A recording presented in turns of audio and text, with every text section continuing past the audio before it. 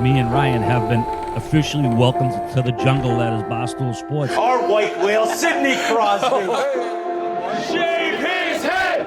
Shave his head! Shave his head! Ryan Whitney, Paul Bissonette, R.A., Mike Grinelli, Spittin Chiclets.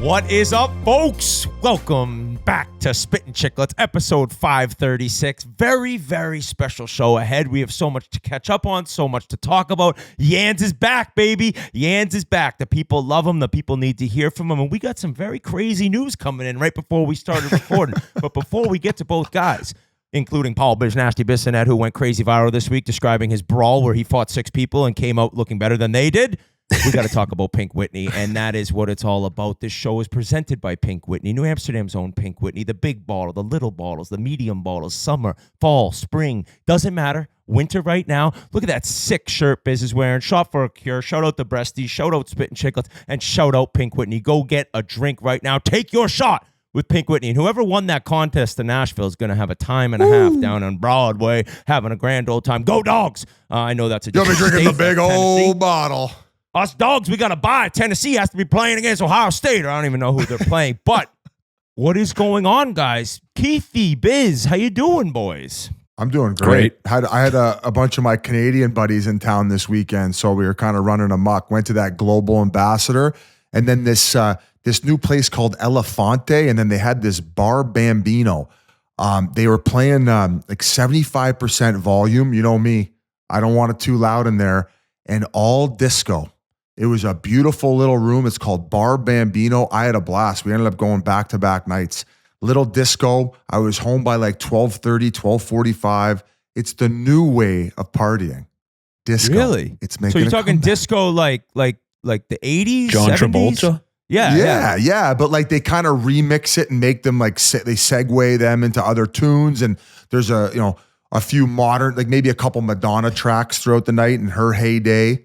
Not the new shit. So what's very like funny is, and I'm wondering where people go on this, Keith, you'll know exactly what I'm talking about. Biz is a guy that when he's out, and maybe this is more common than I think, but he's like kind of always moving with the music as he's out. Like, I don't have moves, I don't have rhythm, but like you'll be standing there talking and like even talking to me, I'm like, dude, can you stop dancing right now? This is awkward as shit. But so you were just the whole night, just shaking, just grooving. Oh, but yeah, this was like a full-fledged disco. It was awesome. It was unreal being back in the mix. So my buddies were here. We had a little bit of fun. Did it sober, so I'm not waking up feeling like shit. Could still get my hikes in. And like overall, dinners and then like out till about 12:30, that's my speed. And like I said, man, some of these bars and restaurants, they crank the tunes. So you got a headache by the time you leave trying to dial in conversation. You could have a conversation. This club, the music was disco and it was uplifting. It's not like some of this bullshit rap that Yands listens to. Just a classy establishment and a place that I would look to throw my 40th birthday party, which I'm having, and I hope you guys are there. Oh, So wow. Houston's and then Elephant.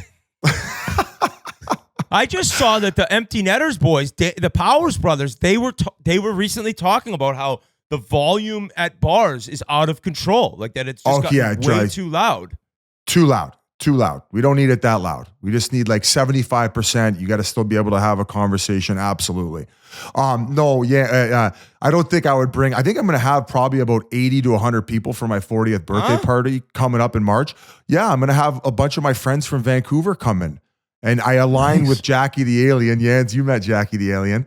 We're around the same time. So I'm going to say, everybody come down, stay at hotels, get Airbnbs, and I'll throw like the party at my place and then go over after to like something like that Bar Bambino. And on the Friday, Yans, how many times have you been to Buffalo Chip? A bunch. Place is the best. Like, it's the best. So you go, it's in Cave Creek. It's like a rodeo out of a movie. So, Scottsdale Old Town, that's where all the nonsense is, right? Well, if you go at 35 minutes to Cave Creek, they have this like small little town with biker bars. And they have a small time rodeo. I want to say they throw the rodeo on Fridays and Sundays. So you go there at 7:30 and they start the show. They got an MC. You got the kids riding the sheep. Like you could sign up your kid and you could put a helmet on and go ride a sheep. If you wanted to fucking ride the bull, they put a hockey helmet on you. You just got to sign a waiver.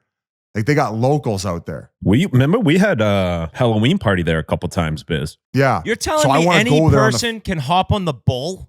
Like, Oh yeah. Oh Sign yeah. a We had waiver teams and- do it. These bulls are like me. They got the low T. They're not like fucking bodacious, like kicking up to like. I mean, have you ever seen Fu Manchu. Cool. Hey, if you've never The seen bull's the depressed. documentary, if you've never seen the documentary of Bodacious, go on YouTube and watch it. It's crazy. This guy like retired some of the best bull riders where he was just. But these are like these are ones that might be kicking like you know. well, 6 they were at inches. the disco. They were at the disco the night before, so they're just like you at the bar, just chilling. Low T bull. Low T bull. Fish says in the Just chat a cow. that little kids on riding a sheep. Moo. It's a, You're like, it's oh, a dude, dude. good It's job. a dude in a cow outfit. It's Line It's A. got the udders. It's Line A in Montreal's locker room. Oh yeah, that's sort of an inside joke. Those are the pants he wore to his first day there. I don't know. Yeah, how we many actually people interviewed would- Patrick Laine today. It was a blast talking to him. Very so interesting fun. cat. Today's episode, we're dropping Matt Duchene, which is an incredible Unbelievable. interview. Incredible. Unbelievable. Like the stuff that this kid's gone through and is very open talking about to us. Very special. And Rob Gronkowski, Gronk, one of the Oh biggest my God. legends in the history of the NFL. Fish is saying that when little kids ride the sheep, it's called mutton busting. Awkward Yeah. name with kids, mutton busting. Don't really get that. Can't imagine I'd ever. Wyatt could probably take one of those things down though. He'd try to eat the sheep. It's like, hold on there, Oh bud. my God, I would fucking. He'd bust their Hey, mutton. can you please? Hey, I'll pay for the nanny if you bring them, and we're getting Wyatt on one of these fucking sheep. I'll pay for the Please. nanny. Like, how about you send me a jet so I don't have to sit in a plane with these kids? Pay for the nanny. Thanks, dude. Get my $25 an hour covered. What a guy. What an awesome guy.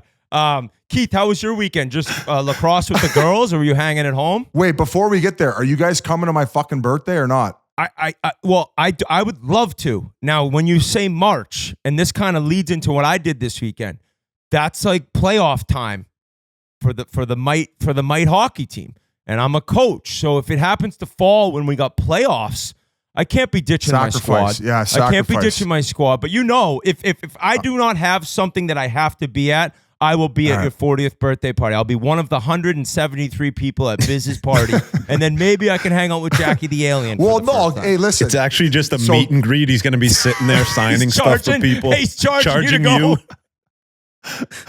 I'll pay for your nanny, This but you owe instead me of $50 Graceland, for me Bizland, to sign this Bizland. pink Whitney hat. He's like, I paid for your nanny, but you're still in the hole. Sorry about that, man. Oh, This party's got to too pay good. for. It's not going to pay for itself. That is so good. Well, okay, because listen, I got all my Vancouver friends and then all the locals. We got Donor here, Ray Whitney, the Pyatt's. Like, there's a lot of people here who I'd invite. And then, of that's course, 6. you guys, if you could fucking make it, if you're not knee deep, like Gordon Bombay over here, can't miss a fucking game. Biz gets me to go by saying, I got golf set up. It's mini golf. I'm like, thanks, dude. Flew out here to just putt around like the Barstool tournament we did that All time. right. So going to Yands, you had lacrosse tournaments this weekend for the girls? No, yeah. My Friday night went out with a couple buddies, went to Tecado that we went to. Oh. And then Oh, it's unreal. and then my buddy's cousin is newly single guy, so he wanted to go and run around. So we went to like 37 bars in like an hour and 20 minutes. It was the absolute worst. Like, you know, when someone just wants to keep going different Yeah. places. So that kind of, Fucking- it was fun. Obviously fun to see them. And then Saturday night was the boat parade. Went over to a friend's house here. He threw an unbelievable party. Great spread, had a band going, and then you just sit in his backyard and watch the boats go by with all the lights on. It was so great weekend for me, and had a lacrosse tournament in between there. The Jingle Brawl, it was called. Mila's team won it, so it was fun. Good weekend. I was up. I had my first experience. I want to ask Yands quickly, though. Like, they're I'll playing go the fuck cross myself. pretty physical sport. Like, are these girls ever getting catty? Like, they throwing elbows, any hair pulling, or like any intense scraps? Like, what's going on? Yeah, it was that. So last weekend we had nationals, and there was a team from Canada that was down here just outside. I think they were just outside of Ontario, and this is girls lacrosse, right? But I'm watching like the first 2 minutes of the game. I'm like, the Canadian girls were nasty, and they were playing so hard. So I went over to one of the dads. I'm like, I'm like, do they play like full contact up there, like the guys do down here? And he said, yeah, they all play box lacrosse. So they were like just finishing their box lacrosse season, so they haven't like turned it off yet. That they you got can't black slack. eyes coming in. So but my older daughter, she's not afraid of the contact, unlike me. So she loved it, and she was like, I want to play box lacrosse now. So that'll be on our next thing. Box So it was lacrosse, good. I mean, people talk about hockey fighting, but box lacrosse, the fights are that on in sneakers or in shoes. So it's like buckets off, square off, straight up brawl fight, Irish Traveler style. I guess that to change from that to regular women's lacrosse is probably really difficult too. Like that's it's medieval times dinner and tournament, man. You're getting baseball swung on the elbow pad like every single second you have the ball. I've never really I never really wanted to play lacrosse. Situate didn't have it growing up. I believe like in the past 15 years it's become a solid program, but I was always a baseball guy. Keith switched to lacrosse, had a legendary moment where I believe he stuck his stick into a guy's chest in the state tournament where you suspended. Oh, nice. Yeah, well, I ended up leaving public school, so I didn't have to serve my suspension. So that was nice. Yeah, it was like Braveheart style, spearing the guy in the heart with his stick. So an aggressive sport. You got kicked out of a school system? Like where'd you go? Asked to leave. Where'd you go? A Catholic? No, I was going to Cushing the next year, so I left public school to go to Cushing, a fine academic establishment. It's like, how did you get in? Oh, I was really good at hockey. And then I made up a story about a coach yelling at me when I didn't commit to his school. But we'll get to that in a second. My week. Let me explain my weekend very quick, Biz. So it was Ryder's first travel hockey tournament, right? So very excited for the kids and the families. And talking to Brian Yandle all these years, he's been through this probably about 12 to 13 years now with his oldest Brian, then Colin, and now Liam. I believe it's what's Liam, 12 or 13. But you don't realize and you don't remember what it's like as you get older. And all of a sudden you get back and you see the kids in the mini hockey in the dressing room and being together in the hotel. And you really forgot and you didn't realize when you're younger, the parents. The parents rip it up. It's like spring break for the parents. There's no driving. There's nothing to worry about. You're just getting after it and you're having a blast. We have an amazing group of parents on this team. It's like an awesome situation where everyone's good people. You know, the team's like getting better and better. We sit 6th place in the standings right now for the 2017 Platinum level, the Boston Junior Dogs. So it's a blast. So we're going up there and we find out beforehand our schedule. And it's kind of a mishmash of teams and age groups a little bit. So our first game happens to be against my nephew, Ryder's cousin Cooper. So that's awesome. Now, they're 2016 birth years. They have, I think, 3 or 4 2017s, but overall, the team's older. Say there's 12 to 14 kids on every team. So first game of the tournament, it's like, all right, these kids are older. We're not exactly an elite team by any means, but like I said, great group of kids. So we get thumped. It's also the first time we've ever had the big nets, right? So really hard for our goalie. You know, I mentioned our goalie, Walker Hashik. The kid's the man, just always smiling, but he's got the big nets. Well, we're getting absolutely trounced. The other team's really solid, Cooper's team. And the ref, I see this father-son combo goon squad. And I'm now realizing, like, I know that there's a shortage of referees and you got to be respectful. Dude, I was counting to 10 multiple times on the bench with these two guys. The dad is going over in the middle of the game, like, talking to our goalie, like, trying to, like, cheer him up a little. He came to the bench, like, your goalie's really upset.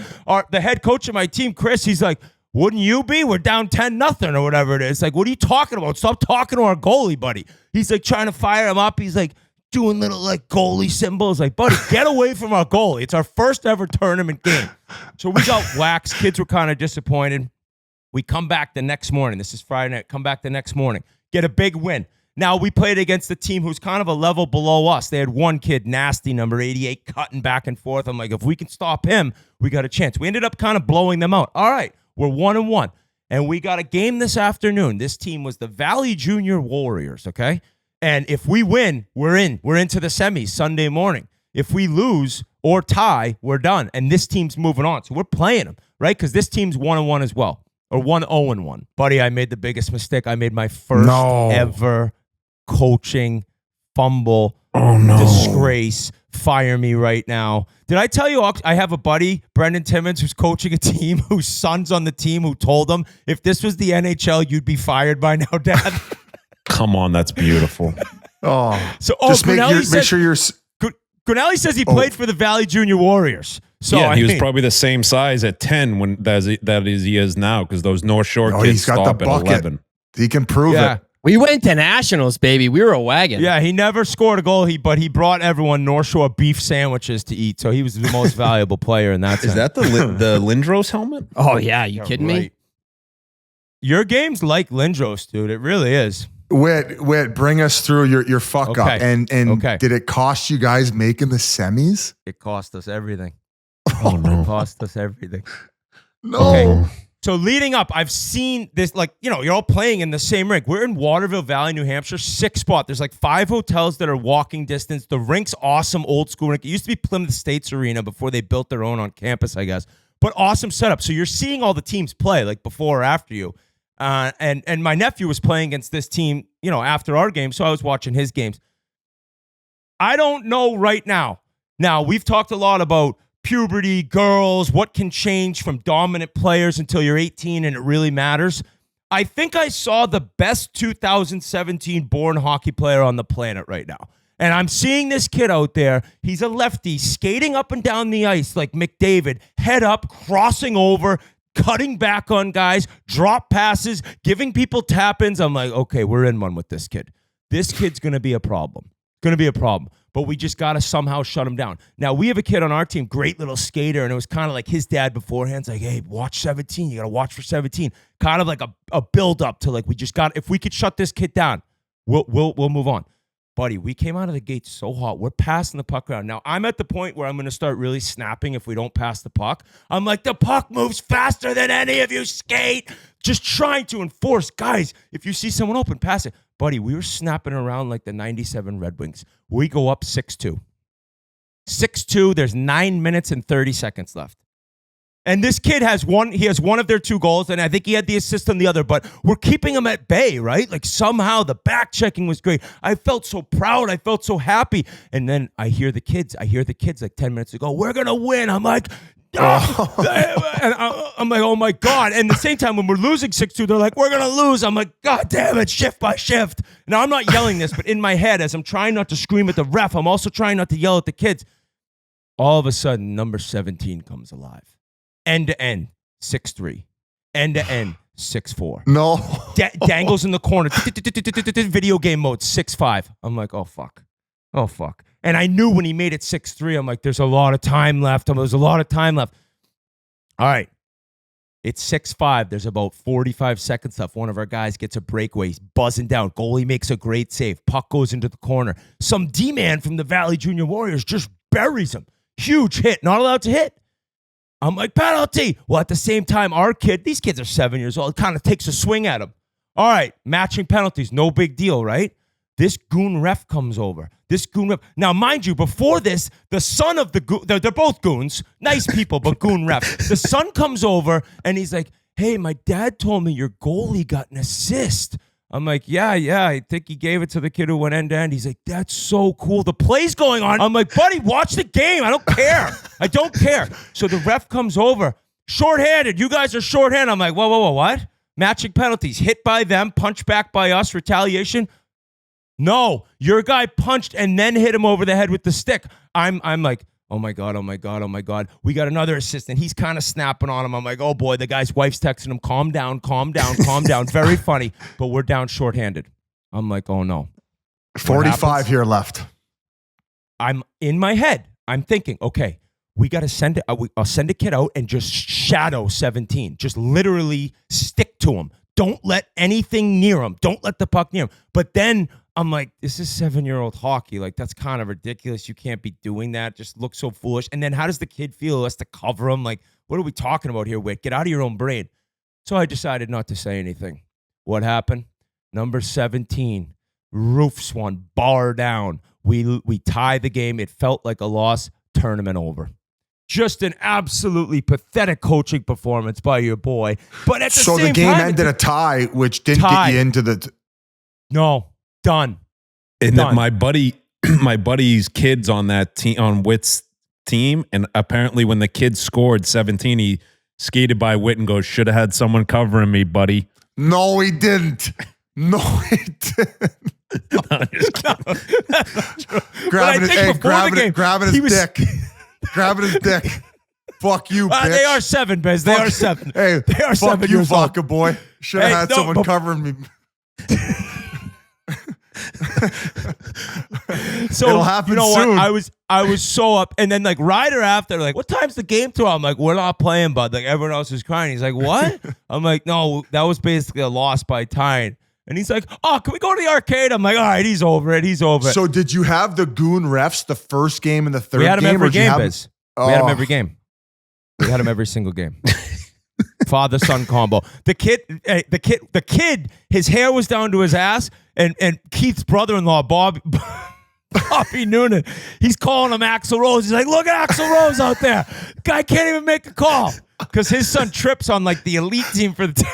So everyone's dealing with these refs. Everyone's dealing with these refs, and it's like, oh my God, now you realize, and you got to respect them. And I never really said anything besides get away and stop talking to me about my goalie's assist and drinking your body armor in my face.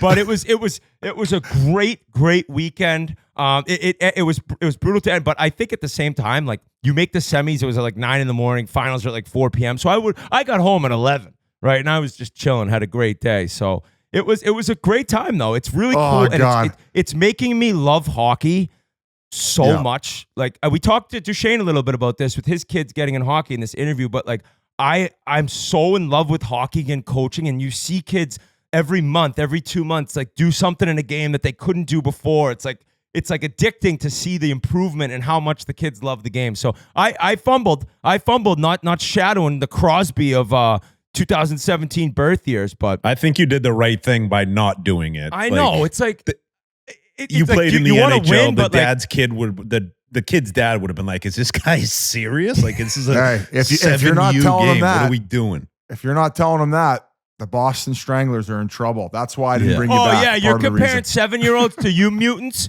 Do you think Noseface Killer won't go out and just slash somebody in the neck if we tell him to? I'll have that killer instinct for the Chiclets. Can I ask you this? What time are you guys staying awake till in the hallway? That's where our parents used to drink. And yeah, so the first night, Bree had taken Wyatt to Polar Express, which is this train ride where you see Santa like the movie and the book, and so I had the baby. The baby didn't go to sleep, buddy. He didn't go to sleep. I put him down at 7. He cried till 9. I was texting Bree. I was so angry, and then she's like, "Stop making me feel bad." I said, "I apologize, baby. I apologize because I know you're going to be up with them all night." And then the next night, we had a great dinner. All the families went out to dinner. It was an absolute blast. Got back to the hotel at 10:30. I was pretty banged up. I was dummying IPAs.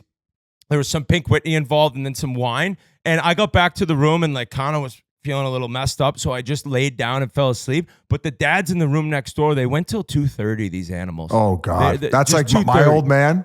My old man and the boys, like all the fathers. Oh, God. They used to send it. They used to bring the cookout stuff. Oh, I actually woke up and Bree's like, "You didn't go down to the room." I was like, "I know." Like I laid down all of a sudden. She's like, "That's kind of embarrassing." Wellen were a different breed. We had a couple dads on the team who smoked, and they would share a room, and they would hack butts. They would hack butts in the room, and the kids had to sleep in the room. You'd go in the room, I couldn't even see you if I was sitting in the other corner. Like it's just like we had a drink in their OV or. Oh God, just a special breed those dads were. Now you wonder why they were yelling at the refs. They were just taking out their hangover anger on them. That's what. Well, and this is open. This is an open container state or area like Fort Lauderdale in Florida. So like I'm walking into the rink for like the 8:30 game and see a guy crack a tall boy. Game on here. These refs are in one. I would pay to see a photo of the Goon Squad, the father-son combo. Oh my God! So it was a great time. Did you see Whit's post when he posted it on Instagram? It was like him, packing up the car, ready to go as a family selfie. It looked like he got traded from Pittsburgh to Anaheim and had to drive cross country instead of going for a weekend trip. Commodore goes, "Are you driving to Vancouver?" I go, "Bree, what is all this stuff?" We had the skis, went skiing one day. Oh shit! That case. Yeah, exactly. But it was a blast. But moving on from my coaching mishap. Keith, have you been into Surviving Barstool at all? Dude, I thought I texted you guys. Maybe I texted Big Cat. Like I watch a shit ton of reality TV, and the production that has been put into this, the storylines, that it deserves an Emmy, or it deserves some award. They do such a great job of tying everything in, and I'm sure you guys filming it. Like I'm sure there's a lot of dead time and a lot of stuff, but just like the way that they're putting the one interview of whether it's you or Biz and then just tying it into, I think they've just done such an amazing job. And the U false starting on last one, just hitting guys in the head, and then Biz beating everybody up. Dude, I was crying. I would imagine most people listening know exactly what we're talking about. We did a Surviving Barstool reality show, like first class production, like how the events and the puzzles they would set up and how much detail and time attention they went into it. And the last episode was a jousting match. I never thought it was going to get like gladiator style, where there's like Taylor Lewan, who is like an NFL. Was he a Pro Bowl lineman? Yeah. Like he's 6'7". You got Clemmer, who's a $130 at the office. No. He beat him. Clemmer beat him.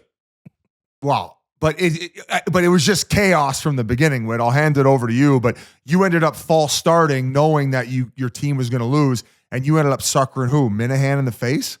Yeah, I suckered Minahan first. Then, I suckered Luan again early. And then against Will Compton, I waited. Although apparently, I looked at the video after getting a bunch of tweets. He kind of false started on me. Will kind of got me a little early, but it was just a tough look for myself. It was the exact embodiment of me versus you as a hockey player, Biz. You went no headgear. You stood in there, smashed people's head in. You gave poor Francis a goddamn concussion. The guys had 3 concussions before. Oh my God, that blog was so funny. Francis is the best writer at Barstool, I think, but he kind of described the entire city. He said that Biz looked like Miss Peach's dad, stepfather. Yeah, he did. But it was just, he's like, he looks like a pit bull over there, just foaming at the mouth. I think Francis is one of the funniest person I've ever hung around. He's even so as this funny. He's so an incredible writer. But they left out an edit, Keith, where Portnoy comes up to me after my second false start, and he's like, "Is this a bit? Are you joking right now?" I'm like, "No." He's like, "Just hit Will early. Just fuck it. You've already done it. We're losing." And I was like, "No, I gotta be a man." Neck cracked. I had to see the Cairo that night. They brought a Cairo to the office for me. Neck cracked, went down, done. So Biz looked like the animal that he is in that video. But episode 6 premieres tonight for anyone listening right now. And then there's going to be a break after 6, 7, and 8 this week. And then all hell breaks loose. That's all I'll say. I'm not going to give anything else away. Biz, the fight video was released. You saw it last week before and we will get to hockey, folks, but we have we have an easy time catching up right now. So we'll get to hockey. But Biz, you saw all the footage. You went through it for us. And then you went on the McAfee show and kind of dissected it. If you want to do that a little bit right now. Yeah, if you guys want to pull it up. I don't need to go crazy in depth. But so at this point here, it's kind of hard because maybe the people listening don't know what's going on right now on this video. But I would just say that 95% of what I recollected before seeing all the footage, I think played out.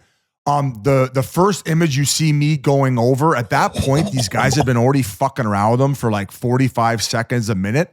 So they kind of start the clip when I end up walking over the first time. So you don't really see the assistant manager get yelled in his face and the other guy getting backed out to kick him out of the restaurant. So it ends up playing out. And one thing too is that you see us go out of frame in the restaurant, and then there's a gap in time till we end up coming out the door. We're still fighting in that gap where you can't really see on the original camera to the door. We're going. Thanks for opening the door, buddy. Yeah, this guy's like a real gentleman. That seems to be a lot of the consensus, is nobody ended up popping in, and the frustration that most people, when they've came up, they've said something to. And I mean, you see it going to the parking lot, and why I kind of kept backing up. There was 9 originally. And I'm just I can't get caught with one of these guys, because if I go down, there's a pack of hyenas. There's nobody that seems to be coming out to my aid till about halfway through. And I ended up going down here. I thought it was in the original rock pile that I got taken down, but about right behind here to there, you could kind of see the rock pile before that, where I ended up going down, and they got me a little bit more. And this is when they kind of round the corner to the CVS. And the only thing that sucks is you can't see because that tree's in the way of me knocking that guy out. But then that's when 4 of them sprint at me and they're pissed off because I just got their buddy and they take me down. And I think that, I guess it's a little disturbing watching yourself get fucked in the head. But at the end of the day, the entire time I kept telling myself is if they get you down, you got to get up. There's no like staying down, keep moving your head and live to fight another day. And at that point, it's like, fuck, I can't keep going on 1v even 4. Let's just cut your losses. And you got the one in the restaurant. You got the one William Carroll by the dumpster. And hopefully I'll get to see Danny Bradley down the road. And the kid in the red who's facing the worst of charges, that Sean Daly. Oh, he's the one who kicked me in the head. That one he missed with, he would have hit the fucking moon. I mean, Jesus. That looks like Adam Vinatieri 2004. Yeah. So I hope that he ends up getting some jail time, but he was kicking to get me good. And that's why after the 911 call, I was so gassed. I think I got in direct contact in the head about 3 times where you're kind of going black and then you're resetting, but at least you're not black and then you're out. Because if I was out, these guys are like, I might be on a fucking breathing tube right now. I just want to quickly say, like, the people at Raven Golf Club who called it in, they were on the lookout for what they described these guys as. They missed them at Raven. So then these guys went to the next spot. We've gotten a couple messages to that Shea Stevens where they'd been to even a couple places before they ended up to Houston's. Same type of idea. Somebody mentioned Ruth Chris. So when this got called in at Houston's, the cops were there in the 3 minutes by the time I got to the CVS. And the guys who did get away, because of the people at the where the cops, like, I don't know what the office is or wherever they do the cam, they were able to follow these guys how far they got, like 1.5 miles away. And then that's when you see them pick up that Sean Daly where he probably thought he was out scot-free. Oh, and yeah. they come around the corner. So the communication between the people on the cams, the street cams that caught them boot fucking me, to communicate to the cops to end up booking these guys, that's the goal. Like, I'm hoping the legal system takes care of these guys, but I don't know if these guys seem to keep going from city to city, changing their names, changing their addresses. They go back to scamming people. We've received messages that even in the town where they're around in Fort Worth, they'll go to establishments and next thing you know, there's 15 of them. They're ripping the flat screens off the walls. They're just terrorizing small businesses. If this would have been a group of gentlemen where the next day they would have said, if they would have reached out and been like, this was completely out of character. We got blackout drunk. We ended up fucking gang beating and kicking this guy. I'd probably say cover my hospital bills, which are $35,000 with the ride and everything. Cause they got to do a CT scan to check if your brain's bleeding when you get KO'd like that. Like, they got me good. Like, they got their lickings in, you know, I wasn't on my knees like a little, you know, I wasn't on my knees like William Carroll was. You know, they tackled me to the ground and got their licking in, but not like William Carroll got. But I would have been okay saying, poor judgment, learn from this. They're showing remorse, but this is a fucking weekly occurrence for these guys. This is the first time they've ever actually probably had to been accountable. Why are you laughing, Whitty? I'm laughing because like you come off looking so great in this. You're helping people who need help. You're taking on all these guys. You're being a true legend throughout all of it. And then what comes up from the video?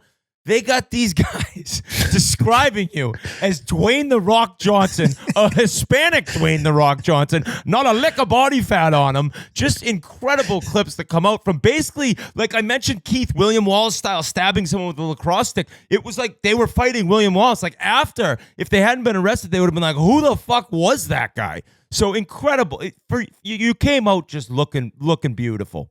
Who would you say the main aggressor was in this whole situation? Like, I'm trying to figure out, because I know you mentioned some dude with tattoos. That guy with the fucking I don't know who's the aggressor inside. I would be a liar if I told you. Okay. But I'm letting you know that whenever you've seen this guy, if you've seen this guy and me fighting in a parking lot, you'd say, he's going to beat the fuck out of him. He's got not a lick of fat on him. He's fucking shirtless. He got a giant tattoo. He's built like Dwayne The Rock Johnson. And my uncle's 50 fucking year old. Okay. Is he a white guy, black guy, Hispanic? Hispanic guy with black hair and a black beard. I wasn't worried about his 50-year-old uncle. I was worried about the 30-year-old mutants who were fucking probably doing key bumps all day at fucking Raven Golf Club who had the wires crossed at Houston's because they couldn't grab another fucking cocktail. The same guy in the lime green who just suckered a guy an hour and a half earlier because he couldn't get a cocktail. Like, best comment I saw, Raul Bissonnette. you know what's crazy is when I was playing minor hockey, going back to minor hockey, I was playing with a single A with a Ryan Smutnicki. That was one of my buddies.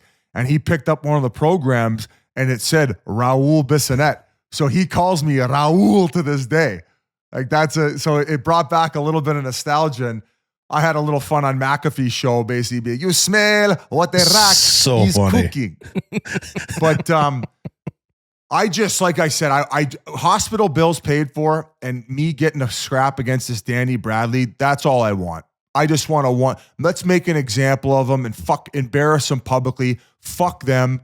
The fact that they're doing this in their own community, fucking up small businesses. And originally I didn't really want to like Dave, Barstool, like let's throw t-shirts about this. Hey, he's an entrepreneur. He does a lot of amazing things for, small businesses with the proceeds. So I reached out to him and I said, well, you put out the take some, give more shirts, like the boxing clubs ones that he did. So we're going to donate majority of the proceeds, if not all the proceeds, to either the Leighton Accardo Foundation that helps the Kachinas in Arizona, like small hockey, grassroots type stuff, and the Matt Schott Foundation, who was another guy who'd passed away, and he's got a foundation now because he was so involved with the community and giving back because hockey brought him so much joy, where he helped with a lot of the grassroots, not only the Kachina side, but really any like youth players looking to grow up playing hockey in Arizona. So I think that he also, Dave talked about maybe giving it to like wounded officers as well, because I don't think you can donate money right to the police force. I don't know if there's like a law there, but plenty of thanks goes out to those guys who helped out. And that's pretty much all you guys wanted to talk about regarding it, right? Like, was there any other questions? I just have one thing to say about it. I remember Whit texted me the day that it happened, and then I FaceTimed you, and obviously it's in your head that something's scary, but seeing the video is a million times worse. Like, you're just worried. I'm obviously glad everything's okay. But the craziest thing, I got the video sent to me, was the guy who was holding the door went in and finished Biz's meal. I got my traditional salad that night. I was going to say, I actually saw a video that like wasn't even released where that same guy talking about you looking like Dwayne Johnson, he said the big problem was he had this fucking tattoo of a rotted out pumpkin, and that really pissed us off. It's not even November. Somebody wrote like, he made too many changes on his order, so they just started swinging. It was the waitress's husband. She had enough. Can I get the chicken parm, but just have it be veal instead? She's like, what? Oh my God. But thank you. Hey, also another thing, I love, Yands always chirps me about my thank yous. All the local TV reporters who help dig up all the shit too. And obviously Shay Stevens, who's done like an insane amount of investigative work. I might have to hire him to my staff for the civil suit if Danny Bradley's not willing to meet me in a fucking ring somewhere. Well, just invite him to your 40th birthday party and just pay for his nanny for his kids. So Keith, we love having you on the show. It's so fun. Yeah. But welcome to the mud, buddy. Welcome to the mud. And by that, I mean, we have Greg Cronin, head coach of the Anaheim Ducks. He's now saying that this is not true of him snapping on you after you decided to not attend Northeastern. So I got a phone call from our good friend Bunzo Byrne the other day, and he was with my mom, and they were on speakerphone, and my mom was like, "You told the story wrong." And I was like, "What?" I'm like, "There's no way." I remember the story like it was yesterday. She's like, No. You weren't on the phone with him. He showed up to the house. It was in person. And I was outside with him, and then finally my mom was like listening through the windows, and finally she went out there and was like, "Hey, enough of this." Yeah. And wow. And then which is Brandon even crazier. Walsh thinks that he didn't know, the guy didn't. What was he saying? Walsh said that.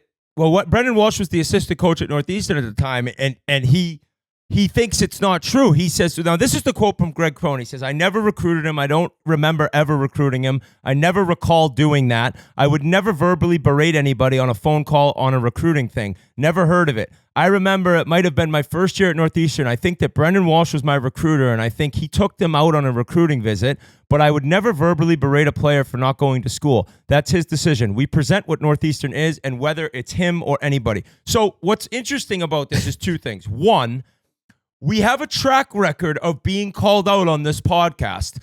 I don't think there's been one time when any of us have made anything up when it comes to things like this. We fuck around and make things up, and it's pretty obvious when we're joking. But when it goes back to Babcock, when it goes back to all these other things, we're not making things up. So Keith's being accused of that. And in the meantime, I get a DM from somebody. Also, no wonder why he didn't know who I was. His record, his first year was 3 wins, 24 losses, and 7 ties. So maybe he should have known who maybe the best defenseman in the state was. In the amount of texts that I got after it came out, like of guys who went to Northeastern and played, like it's at the end of the day, why would I ever make this up? Like, obviously, I 100% believe you. I just wanted to hear what like Walshy and their explanation was as to like maybe why you would lie about that. Now, the fact that your mom's correcting you, obviously it's vivid in her memory. Whit, why don't you vaguely tell the story about what's going on in your DMs and then not use a name? And maybe the one part of the story kind of gives it away who it is, and I'm dying at. So he sent me the clip on Instagram of you telling the story, and he goes, Ryan, same thing happened to my brother and I. We did rocks, paper, scissors to see who had to call him to tell him that we committed to another school. My brother had to call him. Cronin lost his mind on him. So I love that. I think maybe the big deal selects need Cronin shake us up a little bit. Walshy just texted me. He said Cronin says I never went to his house. So it's like it's crazy. It's crazy. But I mean, but he knew the area we gotta where get I Shea lived. Stevens. He knew Shea around Stevens where I on lived. It. Let's hire Shea Stevens to get to the bottom of this. Yeah.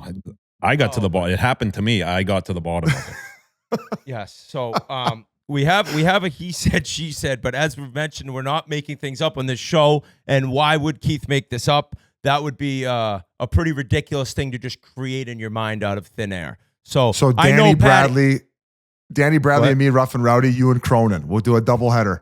Wait, you got any enemies?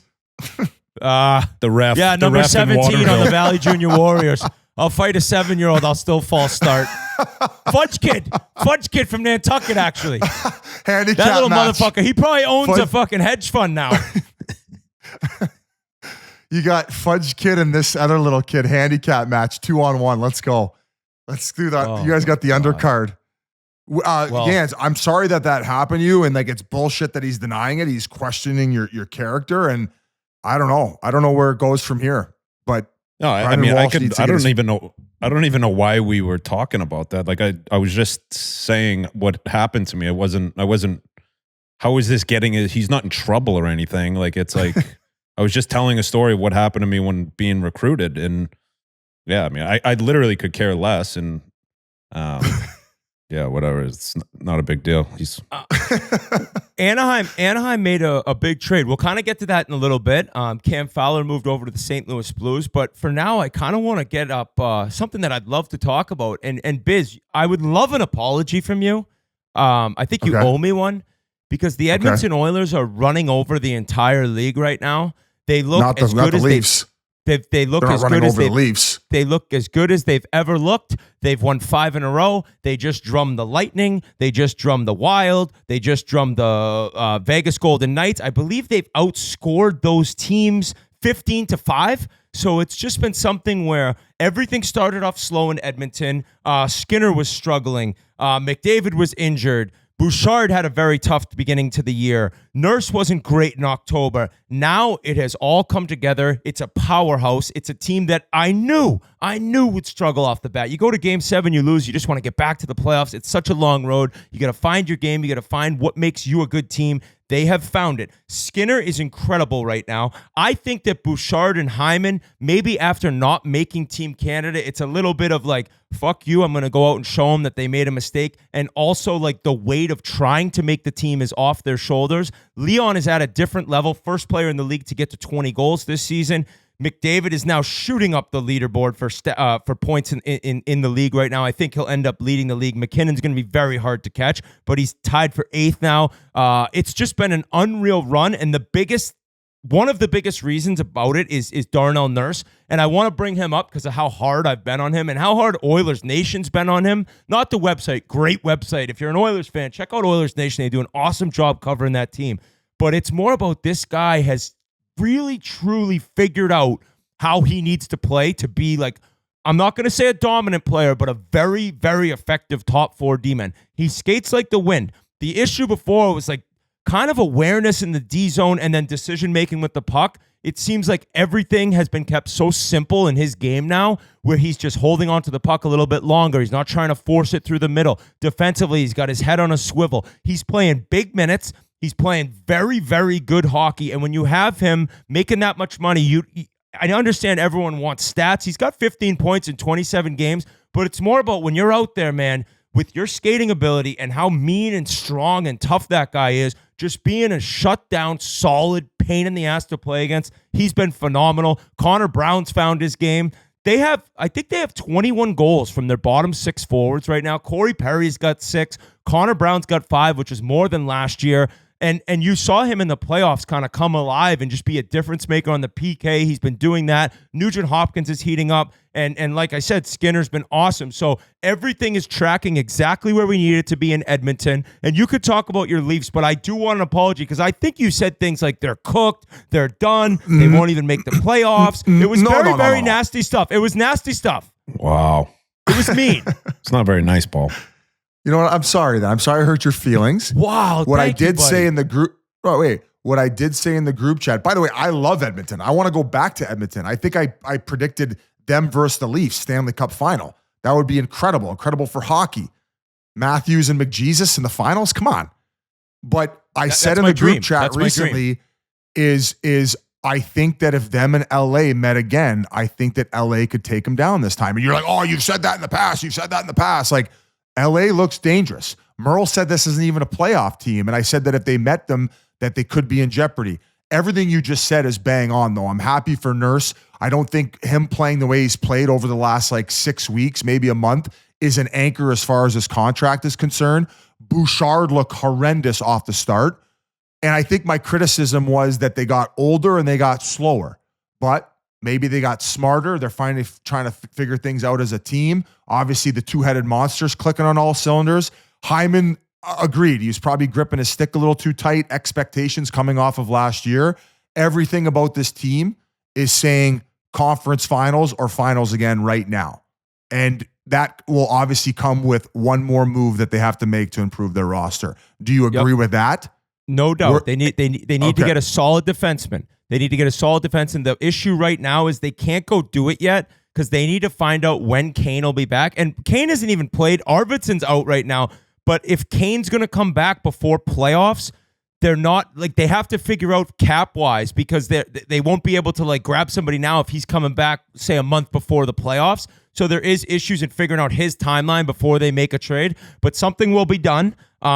There's going to be options out there as teams kind of really tank and they're looking to move, UFAs or maybe even guys with a little term on their deal. But there's moves to be made. I agree with you on that. But talking just quickly about Leon, when he goes like this, dude, when he gets his feet moving in the offensive zone, the way he protects the puck against Minnesota, look at his assist to Connor Brown. He's flying around the zone. He's holding it off from Johansson, just dummying the guy, and then feeds this. I think he's the best passer on his backhand in the NHL, and it probably helps that the blade bubble of hockey his stick.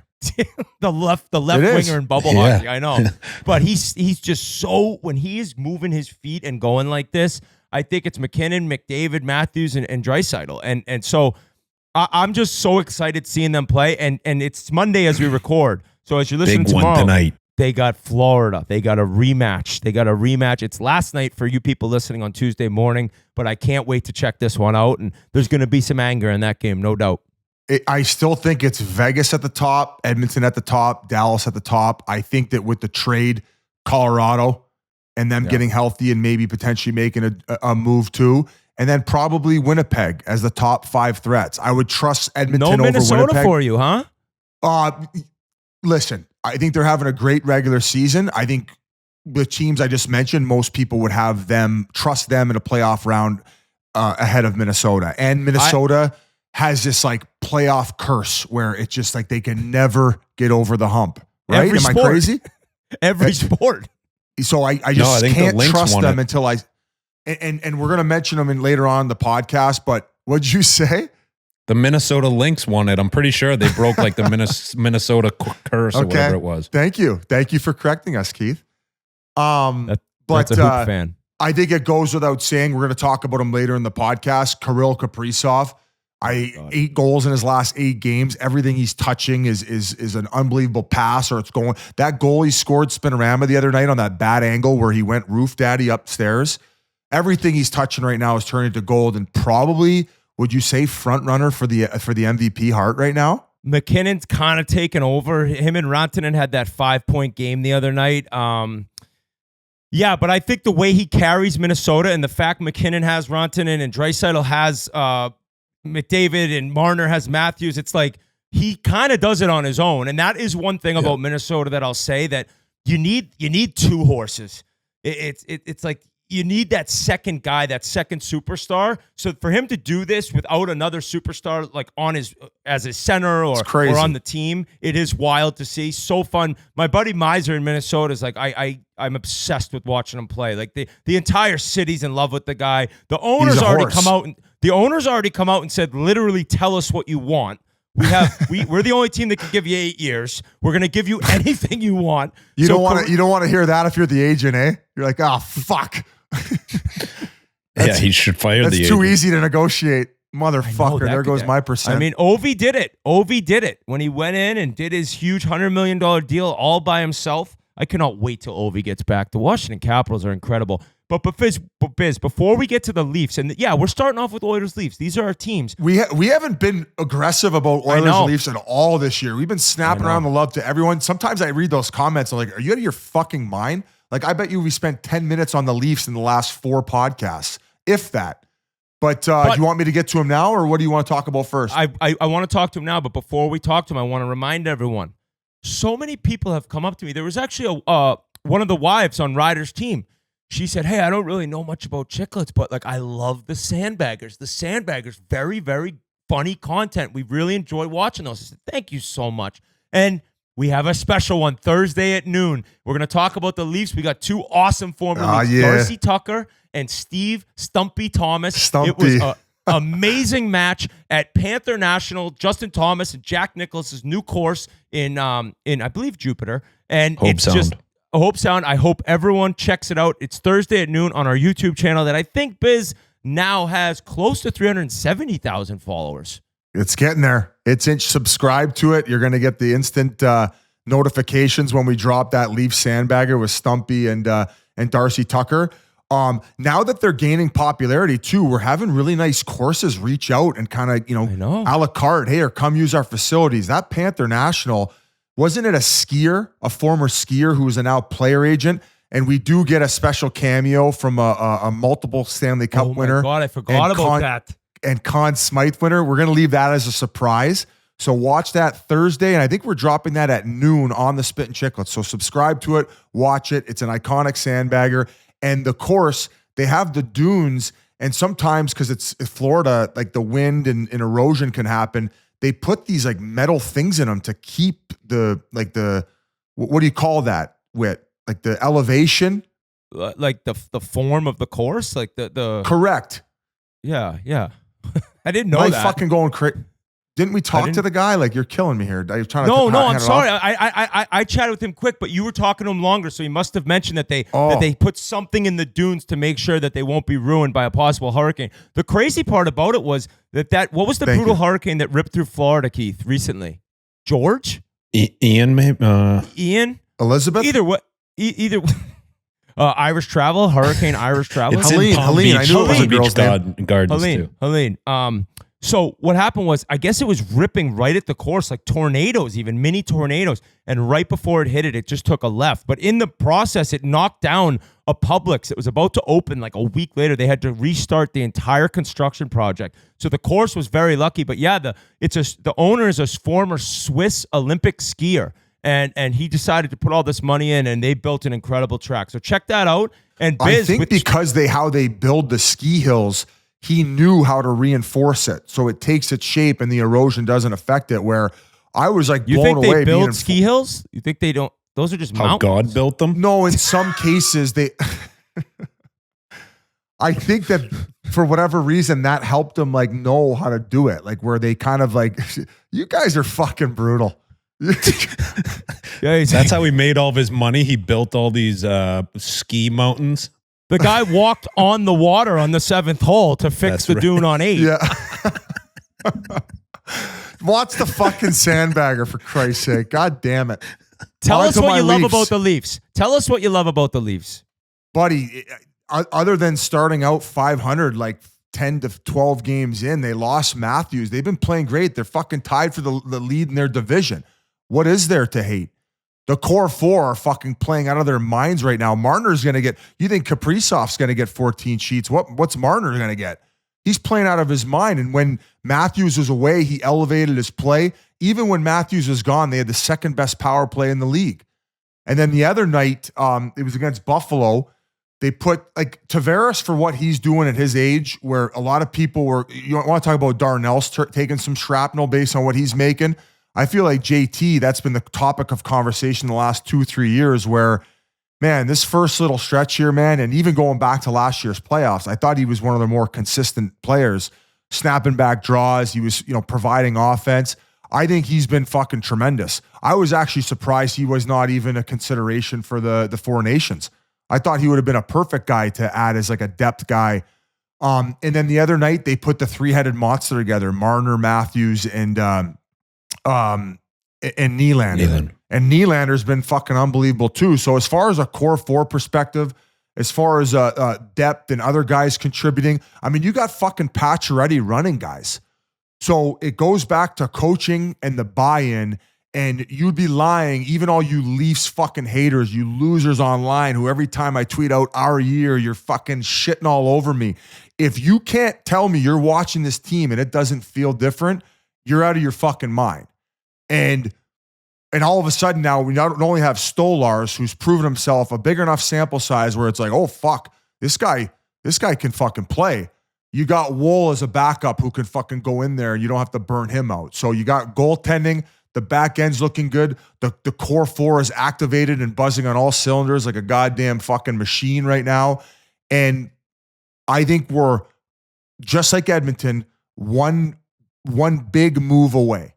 One huge move away from being a big difference maker. And I think that right now, the only team I could still say is better than us in the East, who I would have a hard time going up against, is Florida. I think if we get Boston, we're going to fucking work them. I think we'll work Boston.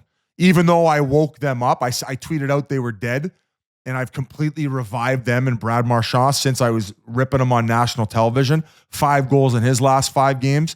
So all you Boston fans reaching out to me with all your hate messages, you should be kissing my fucking ass. I should be getting a fucking paycheck from the Boston Bruins for the fucking background work that this podcast has done, from keeping your GM and president accountable to waking up your fucking power play that was dreadful. 31st in the league before I talked about your team on TNT.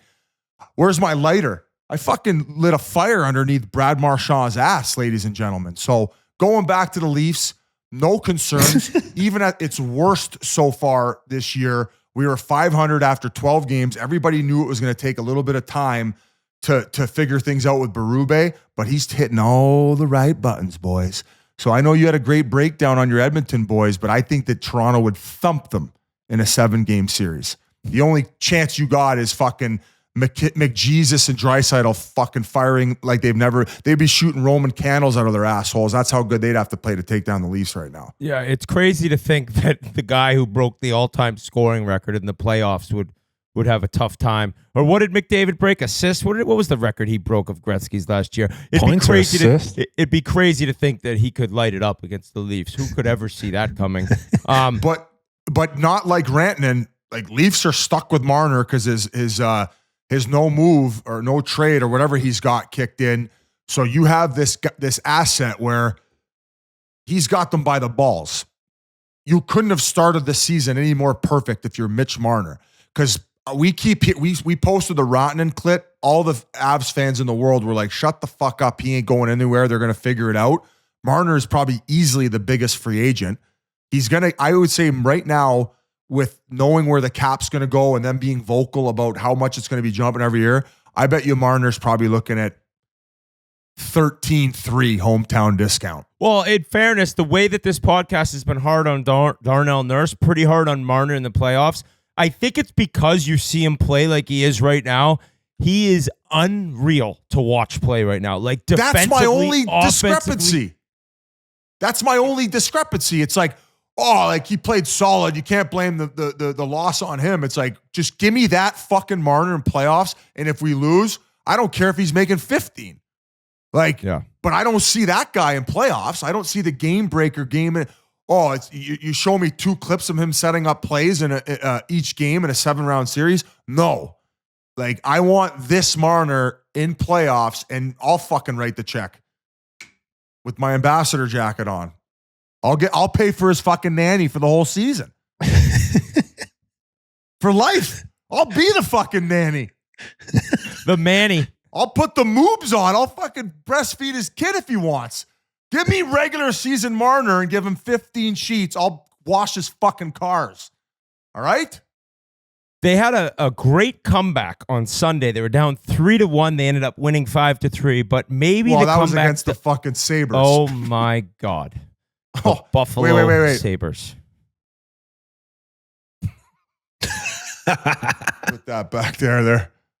It's Put that inflatable ugly, palm tree. Are we getting into Sabres talk now? We're getting into Sabres talk. We're getting into the fact that the fans are bringing inflatable palm trees, then being told they're not allowed to bring them.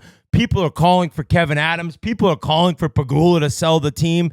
Lindy Ruff, who has coached the 4th most games in the history of the National Hockey League, after playing 12 years, said, "This is as lost as he's ever been." I'm paraphrasing. He said, This is as confused and as stumped as I've ever been, and I don't know what to do. And when you hear that from a coach who'd been there before, that got hired back this summer as the team's lost 10 in a row, which is now the 3rd coach that Kevin Adams has employed with a 10 or more game losing streak. It's just at some point, it's like, and you know what I thought of? I don't know if you guys remember. But do you remember, it was 5 years ago, when a fan called in to, look up the name of the show. He called in and it went crazy viral. A fan just disgusted. Just remember, this is 5 years ago. They haven't made the playoffs since 13. This is 5 years ago. And tell me that this voicemail couldn't, tell me this call couldn't have been today. On this guy? Tell me this call couldn't have been today. Before we get to playing the audio, like I think, like Army had a bit of a rant on the way they should handle things and how overall they need to like toughen up, and they just like need an organizational cleanse where it's like you have to get to a level of desperation and just say fuck it and set the standard where we're not going to be fucking poopy pants around here anymore. We're not playing this fucking East-West Coast like fluff hockey. I watched that game the other night on TNT. I called it the Toilet Bowl.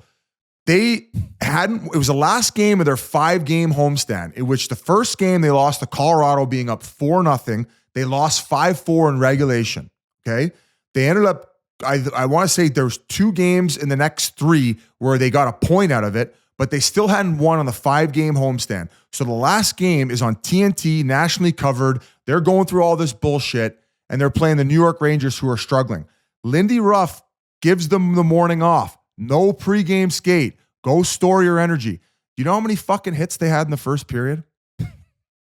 We start making our way over from the back to the studio where we record at the 2-minute mark. At that point, they had 2.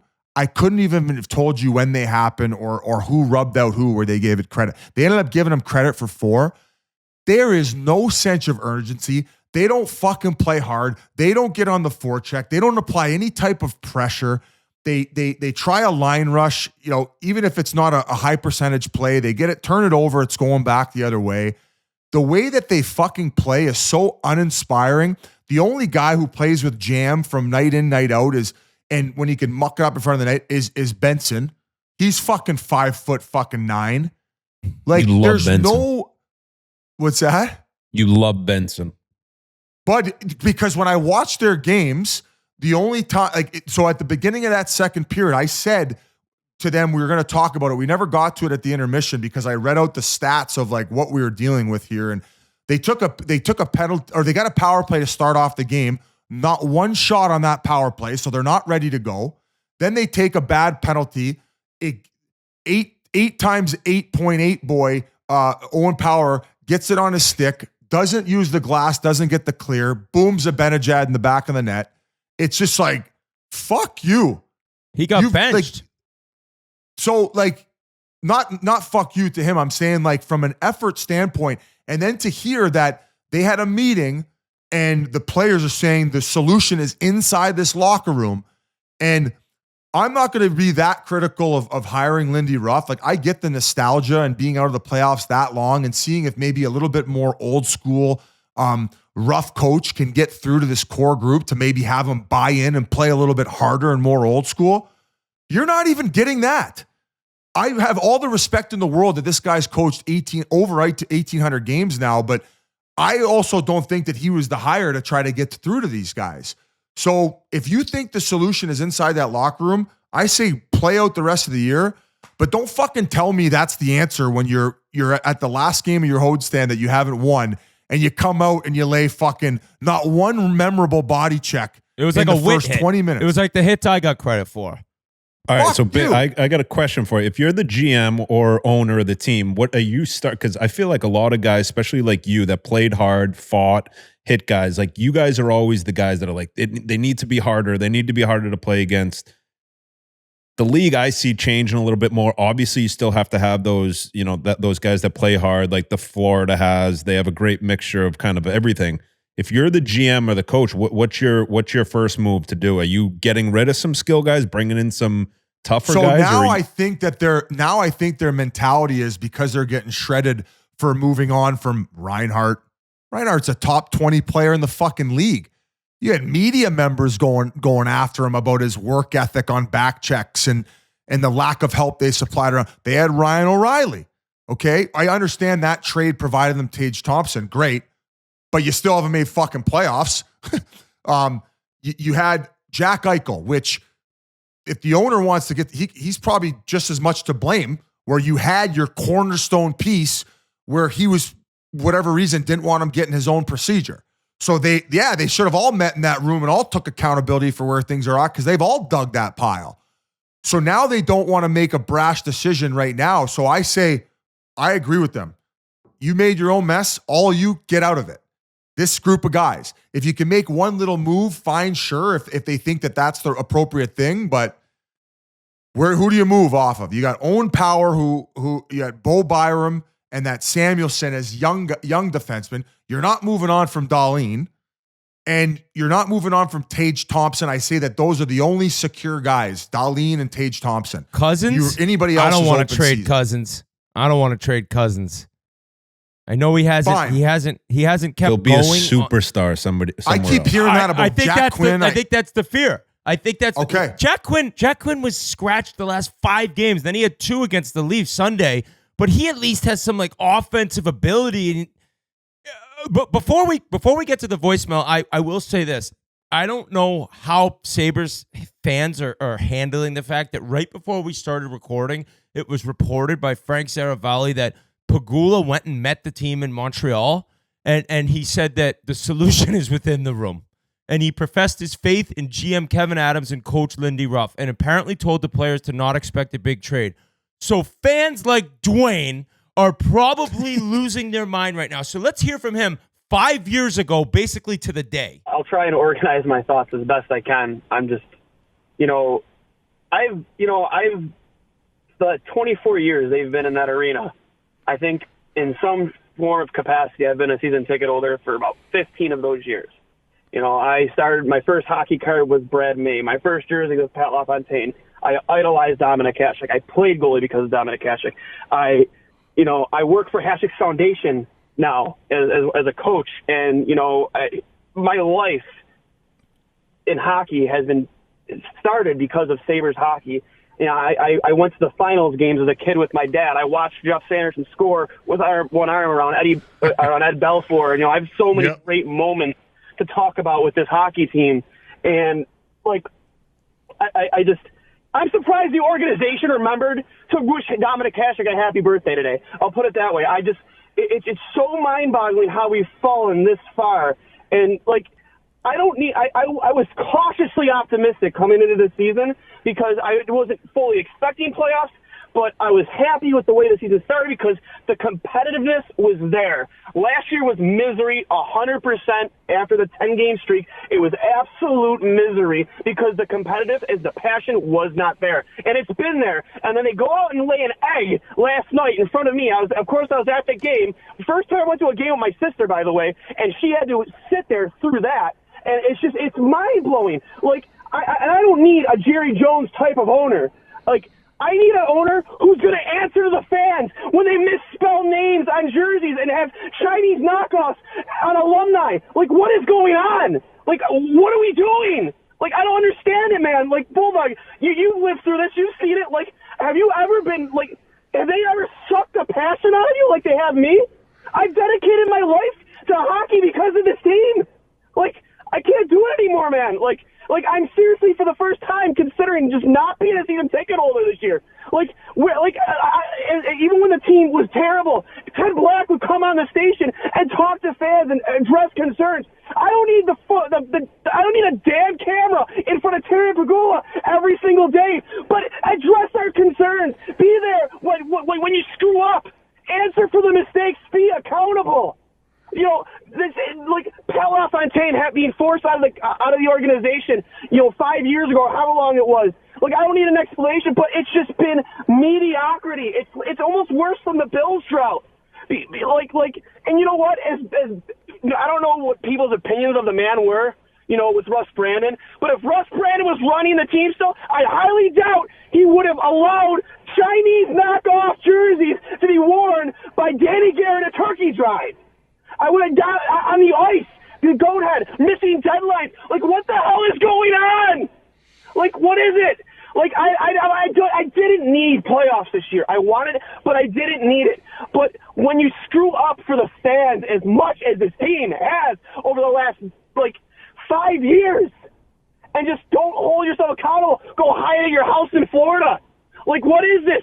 Get in front of the camera and at least make us feel that we matter.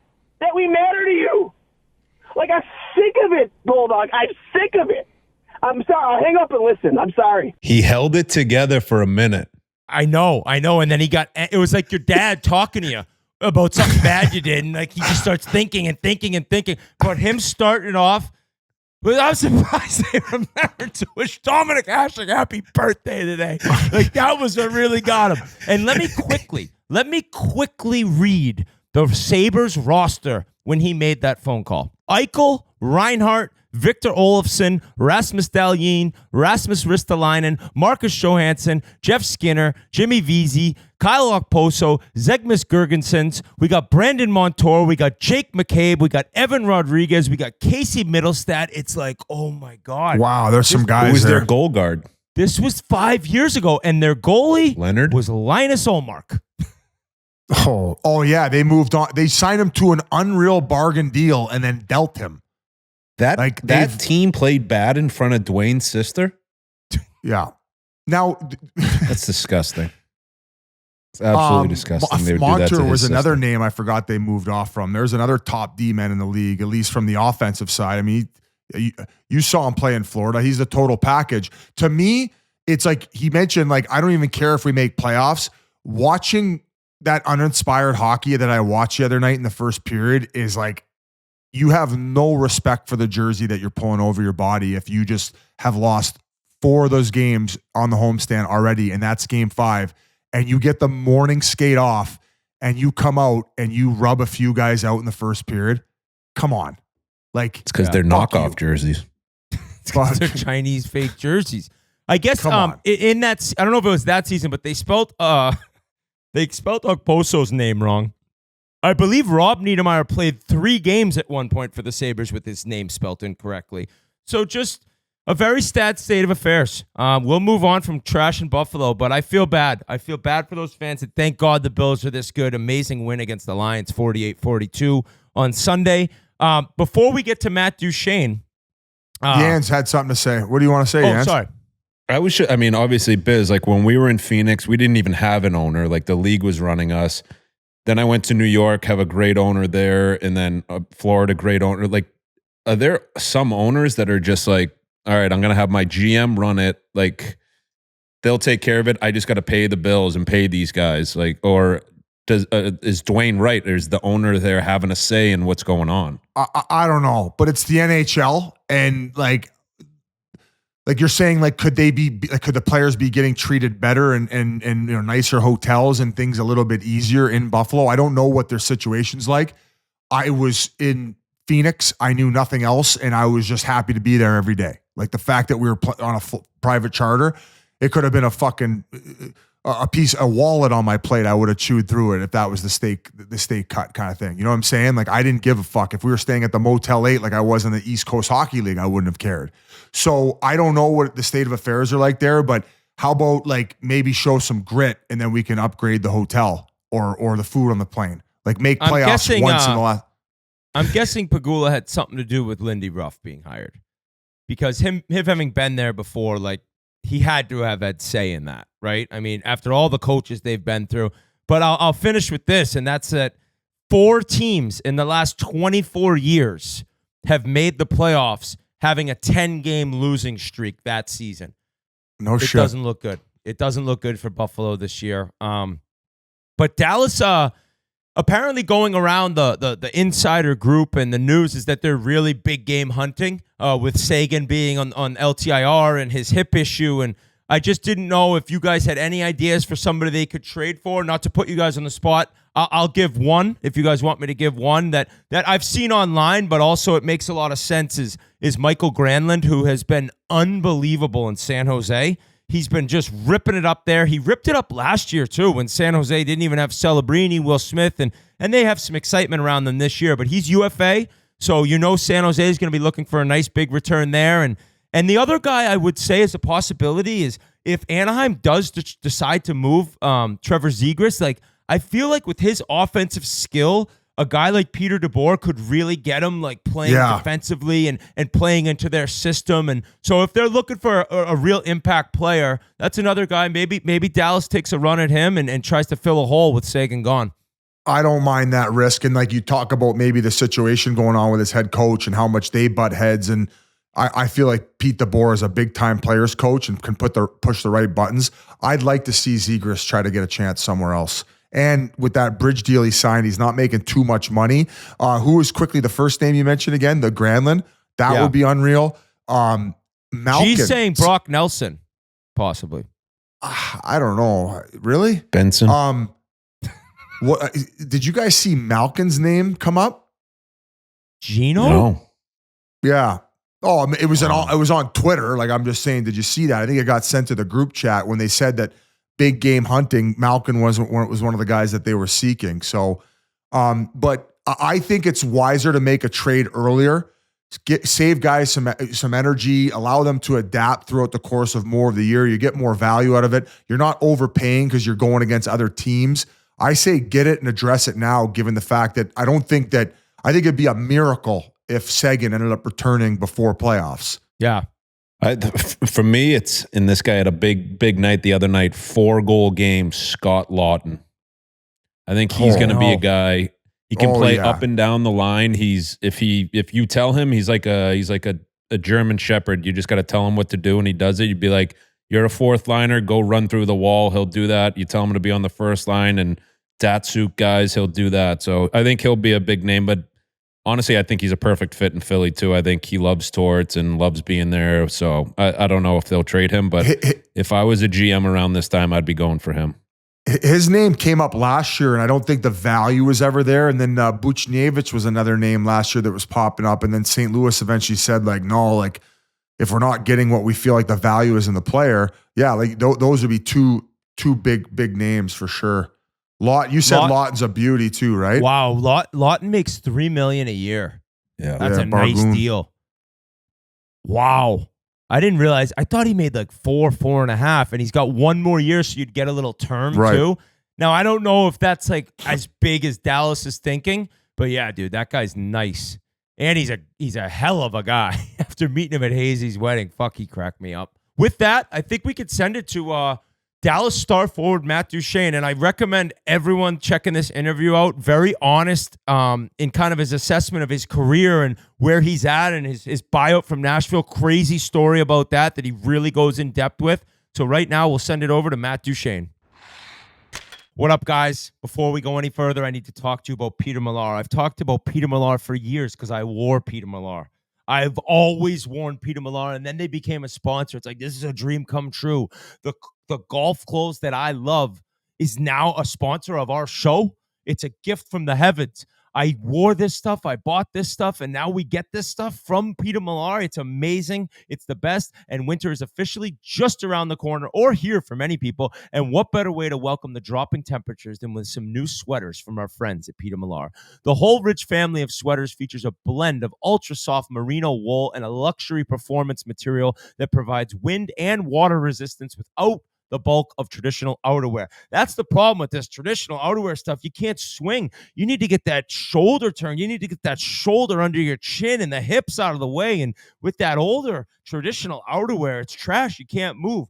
But with Peter Millar and the ultra soft merino wool and luxury performance material, it's easy to swing, it's easy to make birdies, and you look great doing it. The Holdridge also comes in 3 different models: a vest, a full zip sweater, and a full zip hoodie. I'm a hoodie guy myself. Head on over to petermillar.com/chiclets to check out the Holdridge family, as well as the rest of Peter Millar's sweater lineup. Be sure to check out their annual holiday gift guide as well for perfect gifts for everyone on your list. If anyone in your family or friend group loves golf, the perfect Christmas gift is Peter Millar. I'm telling you right now, everyone will enjoy and everyone will be appreciative to have you as a friend or a family member. So go to petermillar.com/chiclets right now. Check out the Holdridge family as well as the rest of the awesome sweater lineup that Peter Millar has.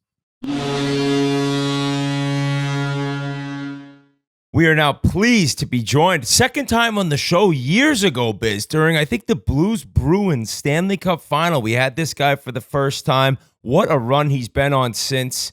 Welcome to the show, Matt Duchene. How you doing, buddy? Good. How about you guys? Doing phenomenal. What a start for yourself personally this season. The team's playing solid. How you feeling? How's everything going? And unfortunately, you lost your line mate, Sagan, so that's kind of shitty news. But how you been? Oh, good, man. It's been...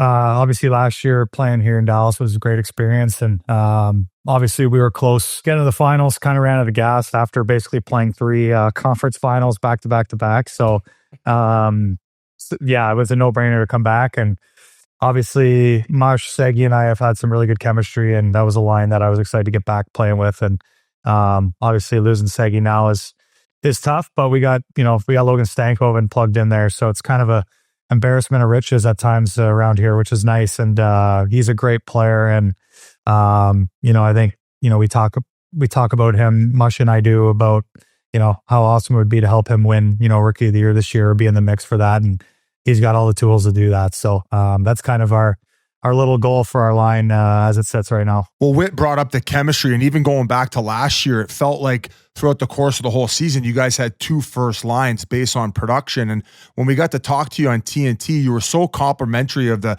coaching staff and how comfortable you felt in Dallas, especially after having gone through what you went through being bought out with Nashville. So what was it that brought you to Dallas, and why you're so close to this coaching staff and what their message is? Yeah, I think... obviously, I was pretty shocked at the buyout news a couple of years ago. I didn't really expect that to happen.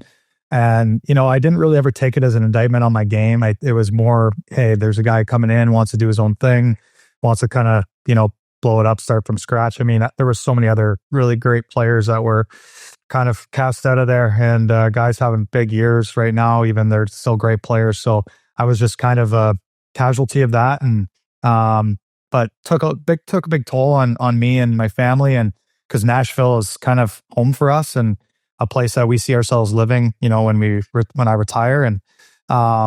And then, Dallas was the first team that reached out, and they were, kind of the first team on my mind. So that was a really good fit. I had experience with Jim Nill, with Hockey Canada, with Pete DeBoer, Steve Spott, Misha Donskov, all Hockey Canada guys and guys that I knew well, and that they believed in me and wanted to have me here. And they've just, the best part of playing for them is they just want me to be myself and go do what I do. And when I get away from it, they remind me of, hey, this is what you do, and we want you to play, an offensive, creative game. And then, there's obviously the non-negotiables that every coach has. And Pete's are easy to do and easy to play, and it makes our team better. And, when you get to this age, you crave a Stanley Cup and the chance so much that you're willing to do, I was always willing to do what I could, but you don't understand the importance of it when you're younger, the little things. And I think as you get older, you start to understand, like, oh, that's why we do this, and it's easier to really implement it in your game, and it becomes kind of the foundation. So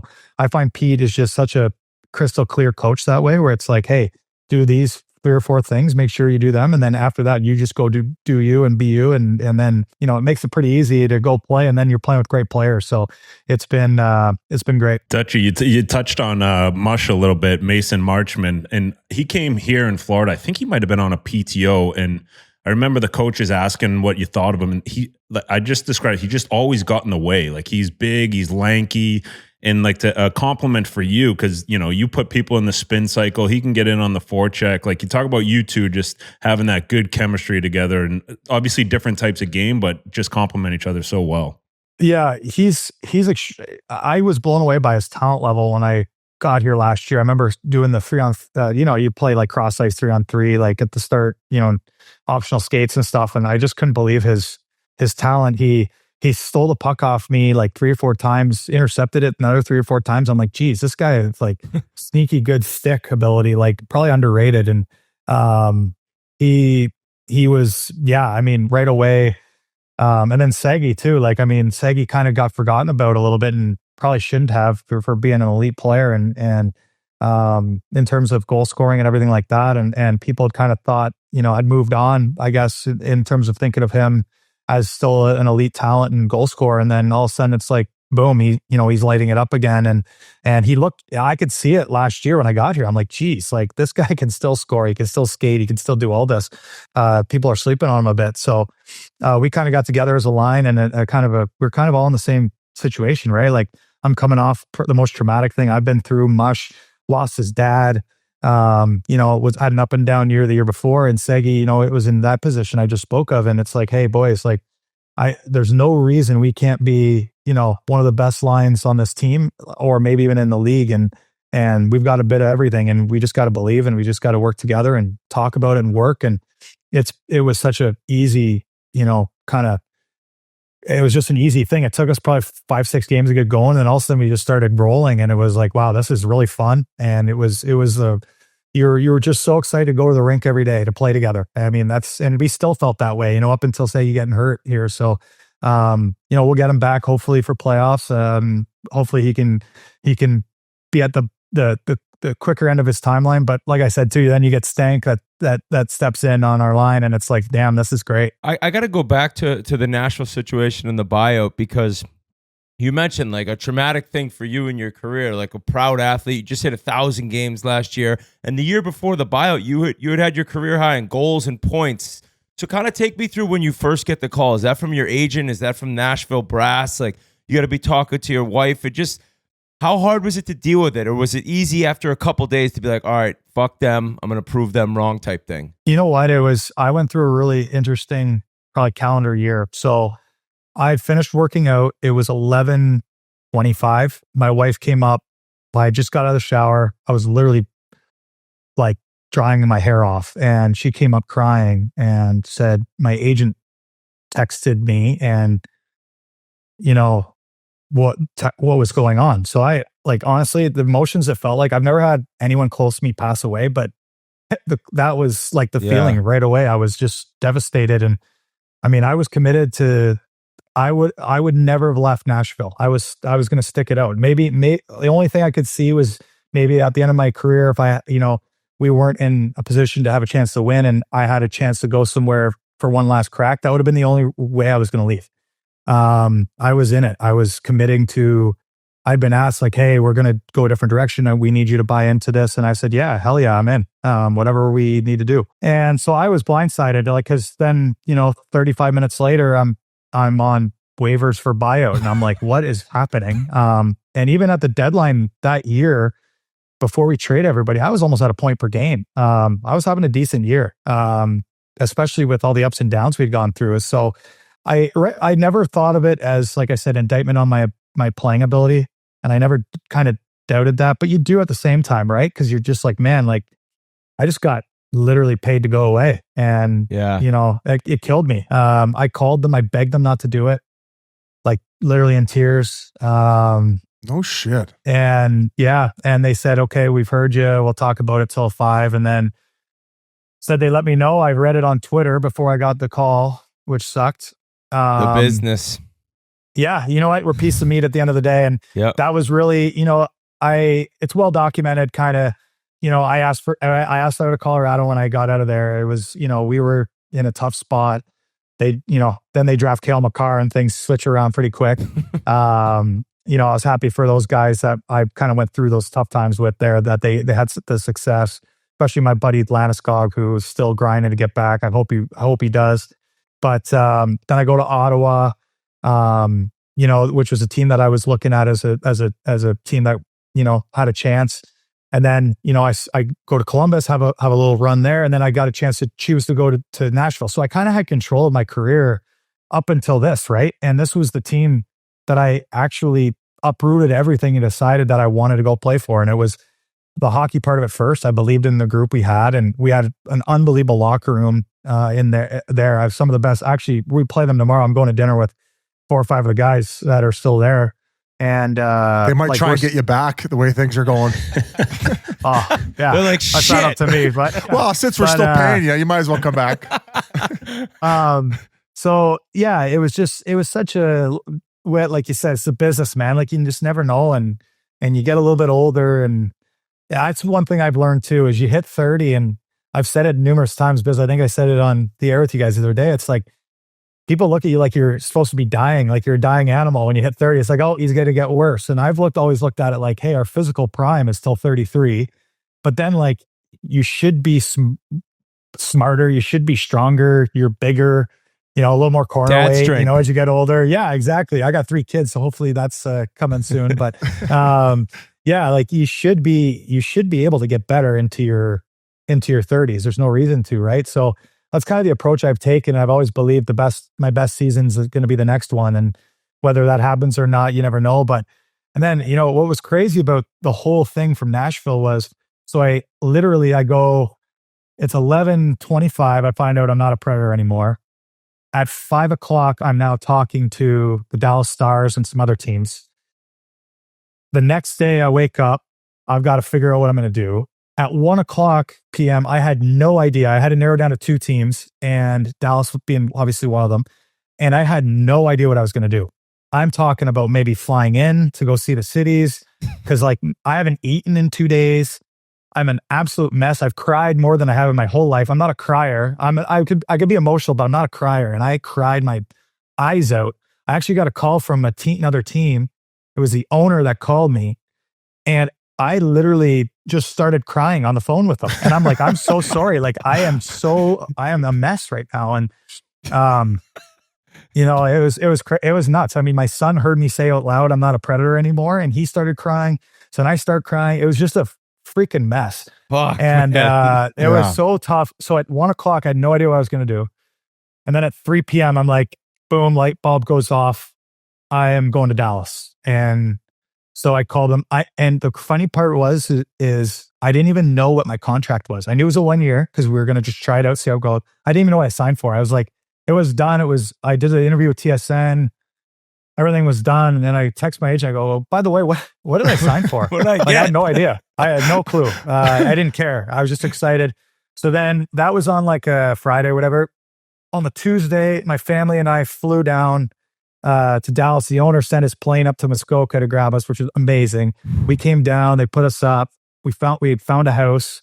We looked at 14 houses in like 2 days. Like it was like 15 hours of looking. Bought the house. Then I go home. Then it's like I'm skating that week, training, everything. So I never got a chance to like digest it. So then last year, I had the biggest week of my season. I think I had like 7 points, like 3 games. We had our mom's trip. We went to Nashville. We won 9-2. We all had big nights. Everyone had a great time. I did like interview after the game with my mom on the bench. It was just awesome. The next game, we go play Edmonton, and we lost in overtime. And I took a puck off the foot, and I missed the next game because I was in so much pain. And I think there might have been a fracture in there, but we didn't pick it up for a while. I couldn't walk. I was in a crazy amount of pain. And I went into full grieving mode from the summer for like the rest of the season. The rest of the season. And if you go look at from that point on, I couldn't. We lost Saggy too at that point. So our line got disrupted.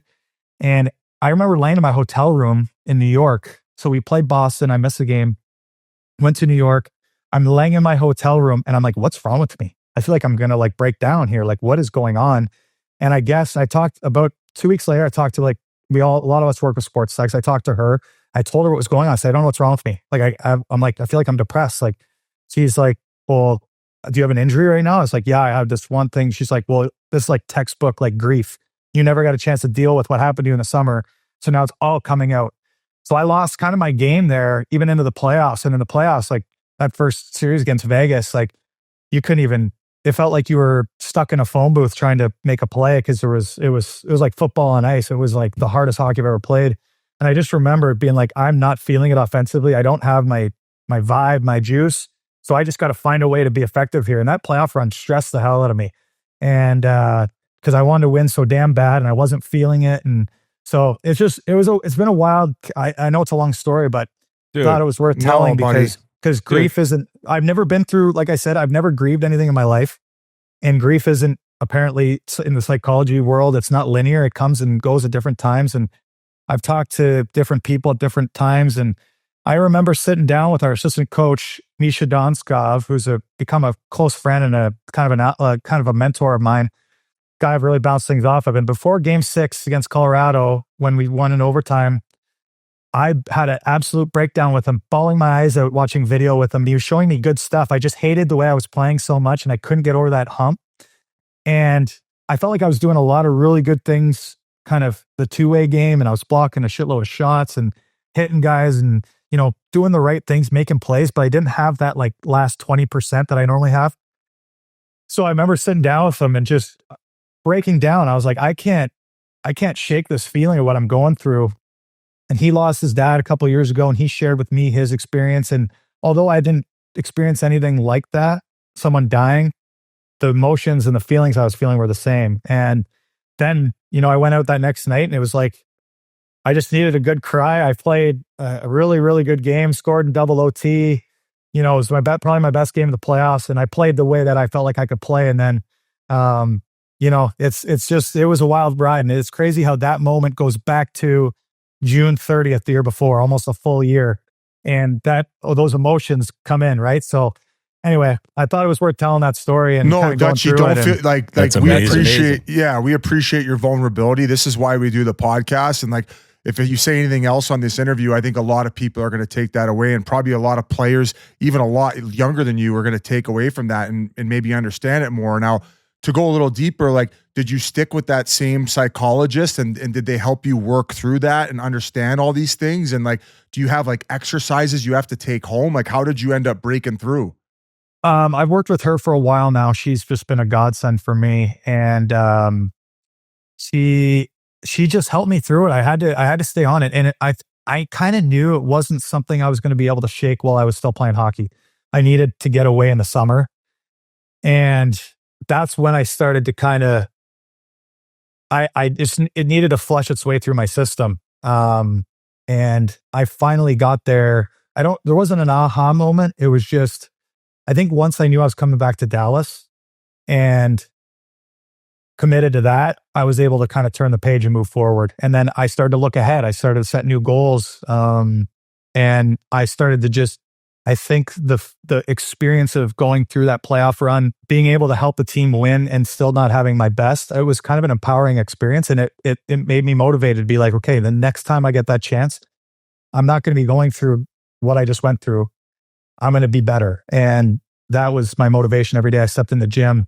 And yeah, I think just coming into the season, I think it felt like, it didn't feel like a new season. It felt like part 2. It felt like the continuation of last year. And I think it just really springboarded me mentally. And, you go through that and it's really tough at the time, but then you get through it and you're like, man, I can handle anything. So that's kind of been the experience the last year Fucking plus. rights, man. Thank you for sharing that. Yeah, it's amazing to hear how raw that is. And we kind of talked on the show before about like the idea of being a pro athlete and then like not thinking of that. And as a young kid, like you're a phenom, you're a top 3 pick. It was kind of almost the first like true, really hard moment of your career as a hockey player. So to hear you talk about it is amazing. And congrats on everything this season. I guess that kind of answers my question. Did you think about going anywhere else this summer? That's a no based on how that sounded. But quickly, what was the other team that you were maybe close to signing with 2 years ago other than Dallas? I'm not going to say. I'm Okay, fair enough. What does it rhyme with? I'm not going to say. Yeah, no. I'm not going to say. I'm not going to put myself out there for that. But Minnesota? They no, it was not them. But no, I'm going to keep that one to. Good for No you. worries. I'm No going to be worries. honest with you about a lot of things. I'm going to keep that one quiet. No worries Yeah, at all. I can imagine Jamie Benn coming up and being like, "Oh yeah, so Florida, eh? Want to go to Florida? You don't like it, sir?" Yeah, exactly. I'm sure some people have asked, like, does the connection and the fact that you like the country music and you play, like, did that feel like part of the fit? Like, did that bear any weight in your decision making?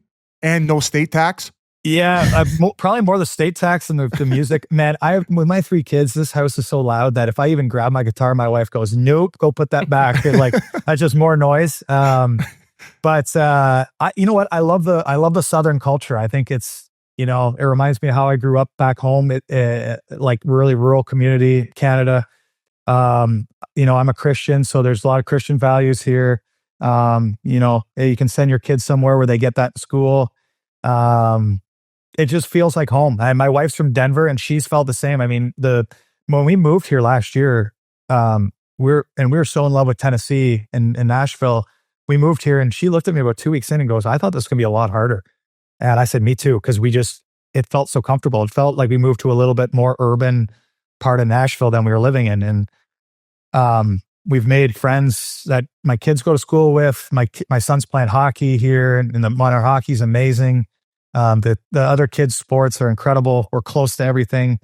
Yeah, it's just, we took a chance. And the biggest reason we wanted to do this was the people involved in the organization, Jim Nill, Pete DeBoer, Steve Spott, Misha Donskov, like I mentioned, they were a comfort zone for me because I had success with them. I'd won with them with Team Canada. And they're OHL guys, there was that connection. And just speaking on the phone with them, I could just tell their belief in my game and what I could do. And I knew I was going to get an opportunity and I knew they were going to give me time. Like I knew if I struggled the first half of the year, it wasn't going to matter because they were going to give me the time to get comfortable. And it just felt like the right situation all around. And I knew this team was close to winning and we had a chance last year. And, I think we're right there right now. We're going through some growing pains a little bit. And sometimes you got to go through some stuff to go forward. I mean, we're still in a great spot, but I think we got another gear. And I want to help this team get over that hump. I've become attached to it. And I felt like there was no way I could leave it going into last summer. I felt like there was way too much unfinished business. Dutchie, being in the Mecca, obviously Nashville and Dallas of country music, if you could collab with one guy or girl, who would it be to do a song with or go on stage with? Obviously, we've seen you up there on stage with some groups, but if you could do one song with one guy, who would it be? Easy one to pick out would be Morgan Wallen because I haven't done something with him. I've had a couple other guys I've got up with. The other guy too is Post Malone. I mean, it's been awesome having him come over to the countryside. And he grew up here in Dallas, so I think that'd be really cool. He comes here in May, so hopefully we're in between playoff rounds so we can get out to his show. But we actually just met him in Salt Lake. He was at the game. He started banging the drum or whatever during the game, and right after I went up to our PR guys. I'm like, "Hey, get Posty in here. Let's go. Our win song. I kind of picked our win song this year. It was Pour Me a Drink and by him and Blake Shelton. And I'm like, let's get him to come in and sing it live for us. Like, obviously he didn't do that, but he came in and we met him and he was great. And obviously it's cool to have a guy from Dallas kind of take country music world by storm here. And everyone's just, any of my buddies that are in the business I've talked to about that album, they're blown away. And it's like, if you're talking to a fellow hockey player who's blown away by another guy, you're like, okay, that's the real deal, right? So that's kind of that vibe that he's giving everybody in that industry right now. My buddy Chandler, he's actually in Posty's band, so maybe I'll give him a shout and he can. There you go. That'd be awesome, man. That New Spittin Chiclets theme song. No, we got 10 Faye. I want to invest in Post Malone. You can invest in 10 Faye. Fuck up. You rat fuck. I'm just kidding. I love it. I know. Who are the other guys that you've collabed with? Oh, I've played on stage. So Thomas Rhett a couple times. He's a really good friend of mine. Actually, I just saw their whole crew. They were in Vegas. They had a show the same night we played there. So he had a party after, and I went over there. I was at the Fontainebleau, so I went over there after the game. I've gotten up with Dirks. Garth Brooks had me sound checked with his band, which is unreal. He gave me like his headset and his guitar and everything, and I played Friends in Low Place with his band. I was basically him for it, just a way worse version. Jake Owen, I've got up with him. Yeah, it's been fun. Like this year, we did a welcome to the season party. We did it at we do a team retreat. At the start of the year, and we went to Troubadour, which is my golf course out in Nashville, and I took all the boys there, and we had Russell Dickerson come and play. He's a good friend of mine. He came and played an acoustic set for us after we played golf. So he just sat down, grabbed a guitar, and like some of the boys were like, geez, this is crazy. Like, he could charge 30, 40K for this right now. And he just showed up and was a beauty about it. So he's such a good dude. And so that was special. So yeah, it's funny. A lot of the guys I knew before I played in Nashville. And then once I got there, you get to kind of rub shoulders with them a bit more. But, ironically, I had such little time for it because of my family, that just, I'm right now in my point in my life, I'm hockey Matt or dad Matt. So that's kind of where I'm at, and obviously wouldn't trade it. But the music part is on the back burner for now, and maybe I'll pick it up a bit more when I'm retired. I never played when I had kids, but in talking to Keith and other guys, I'm sure it's the same, where if you do have a tough night or a little bit of a tough stretch, it's probably just so much easier, right? You get home and you really even can't even think about it. And you have that kind of endless support from home that must help you mentally. And as a guy who cares so much and kind of can take it home maybe in years prior, has it just been so nice for you to be like dad Matt, like you say, when things aren't going as you hoped? Yeah, absolutely. You can get lost in that for sure. There is times where it piles on, which isn't great. But I think I've gotten so much better at leaving the rink at the rink, and I do. You got bang on. I care too much, and going back to that sports psychologist I work with, I kind of discovered 4, 5, 6 years ago maybe now that I dealt with some anxiety. I'd start to issues that I started to build up through. And you guys all played, how it goes, right? If you're in the wrong situation, you have maybe a coach whose personality doesn't mesh with yours, young, you can develop some PTSD type stuff where, and as a skill guy, when you get to that blue line, you got to make a play and you can't do it because you're anxious. That was starting to really affect me, and I had to tackle that. And since then, I would say I'm really able to leave things more at the rink and leave things at what they are, and come home and be the best, the person I can be for my kids. And, it's always a challenge. When they have bad days and you're having a bad day, it's tough. Yeah. I mean, if you have kids, I know, exactly what I'm talking about, but, just even sitting down and playing mini sticks with my son and, watching. The one thing I've really taken from him, I think in the last year, is he loves hockey so much, since he kind of fell in love with it last year when we got here. And that's why Dallas will always be a really special place for us, is it's kind of where he fell in love with the game. And watching him look at the game like I used to when I was a kid has put me back in those shoes. And when I go to the rink every day, I know there's more hockey behind me than ahead of me. I still feel like I got a lot more in the tank. And, hopefully I can play till I'm ready to be done. But I just look at it through his eyes. I'm like, damn, I get to go to the rink tomorrow and play the game I love and do this. And I didn't look at it like that when I was in my 20s, and it started to become like success was the ultimate, that was the fun part, was the success. Now I'm almost going back to the actual games, the fun part. And then it just bleeds into your everyday, and you're happier, you're playing better, and it's funny to really look at it through my son's eyes and remember how I used to feel. And it's like, hearing a song you haven't heard for a long time, and then it brings you back to a point in your life. It's a little bit like that. It's been really cool. It's crazy that we're interviewing today, because just last night, my son's first year might, so I'm coaching the team, and I was telling her, like, throughout my career and the end of my career, I should say, like I was pretty bitter, not at anyone in particular, like kind of myself and just how things gone when you dream of what will happen and then how it goes.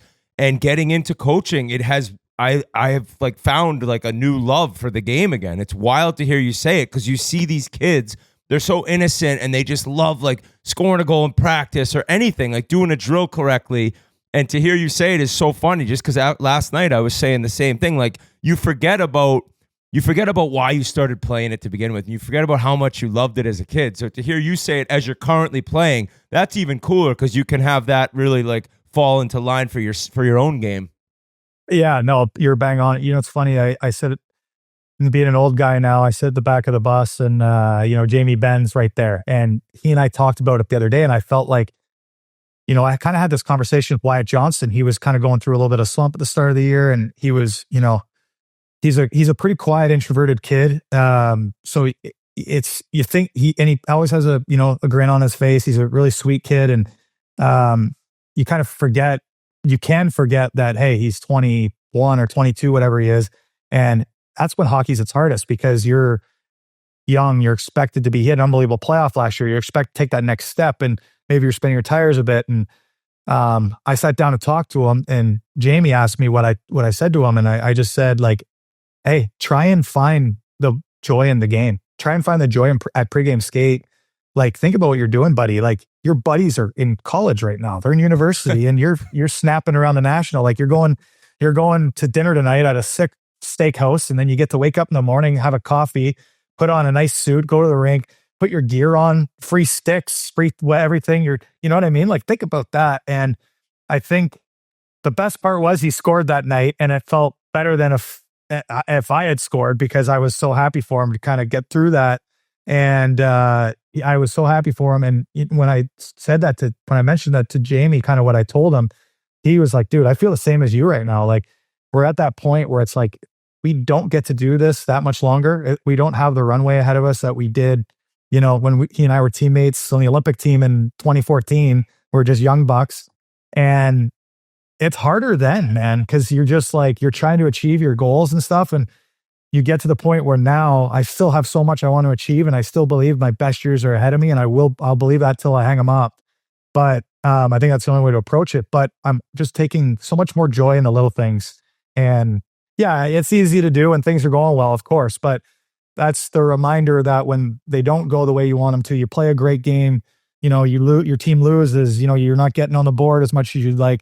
If you keep coming back to that and restarting that kind of mental part of it, I think it puts you in a good spot. Yeah, I think that right there too is why we see the league going super young right now. And, even when you came in the league, it was a lot of older guys, but I think that's one of the main reasons why the league always needs to have those good veterans around. Like, you're 32 years old, already played 1,000 games, been in huge situations, and, just passing on that knowledge to young kids is amazing to hear. Oh, I appreciate that. I think it's our duty, man. I think it's easy to be really easy to be the vet that shits on the young guys when they make mistakes and aren't playing well. I mean, we've all played with those guys too, right? And those are the guys that I remember, and I'm so grateful for every day that I, even if they taught me one thing, it's stuck with me, and their kindness stuck with me, right? And that's the guy I want to be for the young guys. Who were some of those guys for you in Colorado? For me, like, I remember Darcy Tucker. I remember Jerome McGinley, Danny Briere. I lived with Adam Foote my first couple of years. He was pretty hard on me a lot of the time, but there was times, there's lots of stuff I remember from him as well. And but I remember, my first year, Darcy Tucker. I mean, he was so great to me. I sat beside him in the room on the road. It was like always the same stalls. And I remember the coach throw me on the fourth line and I wouldn't understand why. And I'd be all pissed and mad at the world. And he'd be like, buddy, it's all right. Just go do your thing. You're all good. 18. You're 18. And like, but at that age, you think it's the end of the world. You're like, yep, shit, man. Like I'm expected to come in and score and do this and do that. And I might, and you're all worried. And then you go out and you play a good first few shifts and you're back to your normal line, but you don't see it that way at that age. Right. And that's the perspective I have now, being through stuff like that. And, to see a kid that's down on himself about not getting on the score sheet, the beautiful thing is like, I think back in the day, if you acted like that, you'd get looked at selfish and you get ripped apart. And now we've all been through that situation. And that's the last thing I look at it like, because, I made that mistake several times where, you have the pouty face after a game, or, you didn't play like you should have. But the team won and, you got chirped by the older guy about it. And you didn't really understand that you were even doing it. And now when I see it, I think of it through my perspective, and I go up and I'm like, hey man, like you played great. Like, you're doing a lot of good things.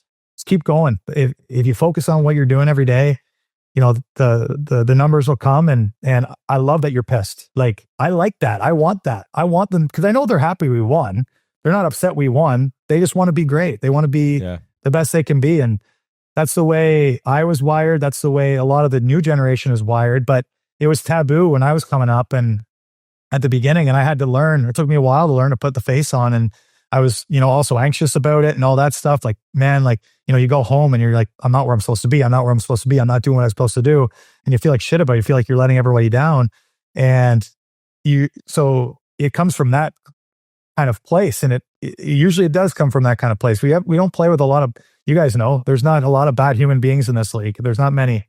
And even if a guy, has some flaws, you're still like, man, he's a good guy. He's doing the right things. He's trying, right? And I think with these young kids, they need the support in that situation, because I know I needed it. And when I had a veteran that saw it for what it was and could really help me, like those guys I named, I mean, it was funny. It felt like every year I was going through some sort of really big struggle and trying to find my way, I had one of those guys in the room.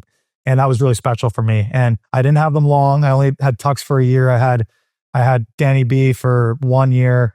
Iggy I had for maybe 2, but they always were there when I needed the most. And I will always be grateful to those guys. You're pretty open about your faith as well. I mean, you've mentioned it a couple of times. Like you talked about talking to the sports psychologist or psychologist in general, obviously leaning on your family during hard times. Like what is it that religion does for you?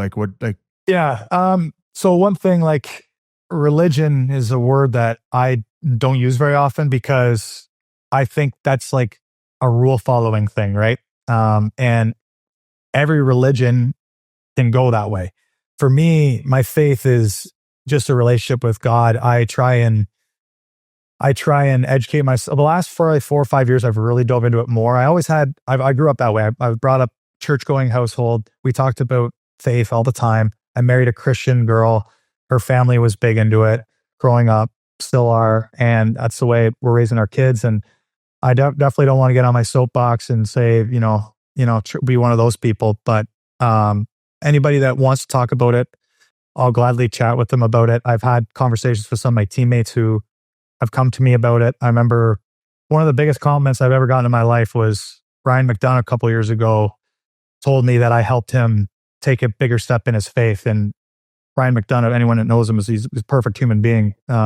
Closest thing too. I was always teasing him about it. I'm like, man, I can't even find a flaw with you. And you're absolutely flawless. You're a perfect person on and off the ice. And he and I played a year together and got really tight. And finding out I helped him take a step there was the biggest compliment I could ever gotten. And yeah, I'm open about it because I want to, spread the word. And if anybody's on teetering, if it's not for you, it's not for you. It's okay. There's no judgment from me. And I don't believe there should be. And I think that's where religion goes wrong, is when we start to judge and we don't love. And for me, anybody who's on the fence about it, if I can help them anyway get over that hurdle, I'm always there for it. So I've seen guys do it. I've seen, whether I was part of it or not. I saw Ryan Johansson, who's one of my best friends in the league. Obviously, he's not playing right now, but he really took a big step, found his wife, and is living his best life right now. And so I just think I've seen guys kind of go through their journey, and there's Hockey Ministries International and PAO, Pro Athletes Outreach. There's different organizations that really help us as athletes go. And I just try to be someone that can kind of help somebody if they want to take that next step. And there's been a couple of guys here in Dallas that I've really,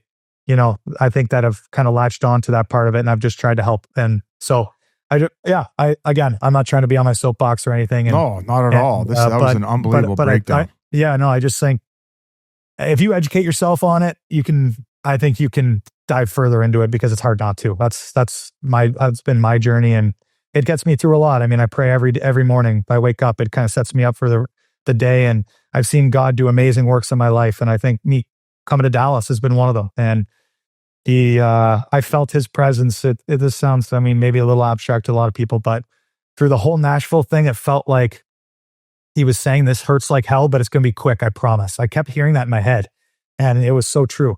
I didn't think I'd get over it. And I still am not over it, but I'm way further than I ever thought I'd be. And that's been the foundation of it, along with my family. Dutchie, I have another meeting here. I got to get going. These guys are going to take over, but I just wanted to thank you for your vulnerability and opening up. Like, this is obviously not the typical conversation, but I think it's going to mean a lot to a lot of people. And I couldn't be happier for your success and how you've landed on your feet in Dallas, and keep going, man. You guys got a wagon there. I appreciate it, buddy. Great seeing you. And glad you're all good from the little altercation too. I saw the videos. That's fucking crazy, man. Hey. Jeez. So, hey, thanks to the AHL for preparing me. Yeah, there you go. I'm going to go grab a soggy sub now. See you, boys. There you go. See you, dude. And he won't put money in the cup either, knowing him. Shut the fuck up. Put in 5, take 10. I put it in a 10-pay deal. Hey, Dutchie, in talking about your faith, it's no surprise at all, and something we wanted to talk about, or let you talk about, is your entire hockey tonk foundation, where I think you're helping out people who are going through cancer, their families going through cancer, and having a 5-star experience at a Dallas Stars game. Can you bring us through that foundation and scenario and how you thought of it? Yeah, so I did it thanks for bringing it up. I know I wanted to talk about it on here. We're launching it probably, if it's 1:00 right now, it's coming out right now. But when I got to Nashville, the Preds do a really good job with the community, and I did a sweet program there called Duchene's Hockey Tonk for obvious reasons, and felt like it still fit here in Dallas. And basically the inspiration behind it was, there's a little boy from my hometown that I got close with during my junior career, and he had cancer.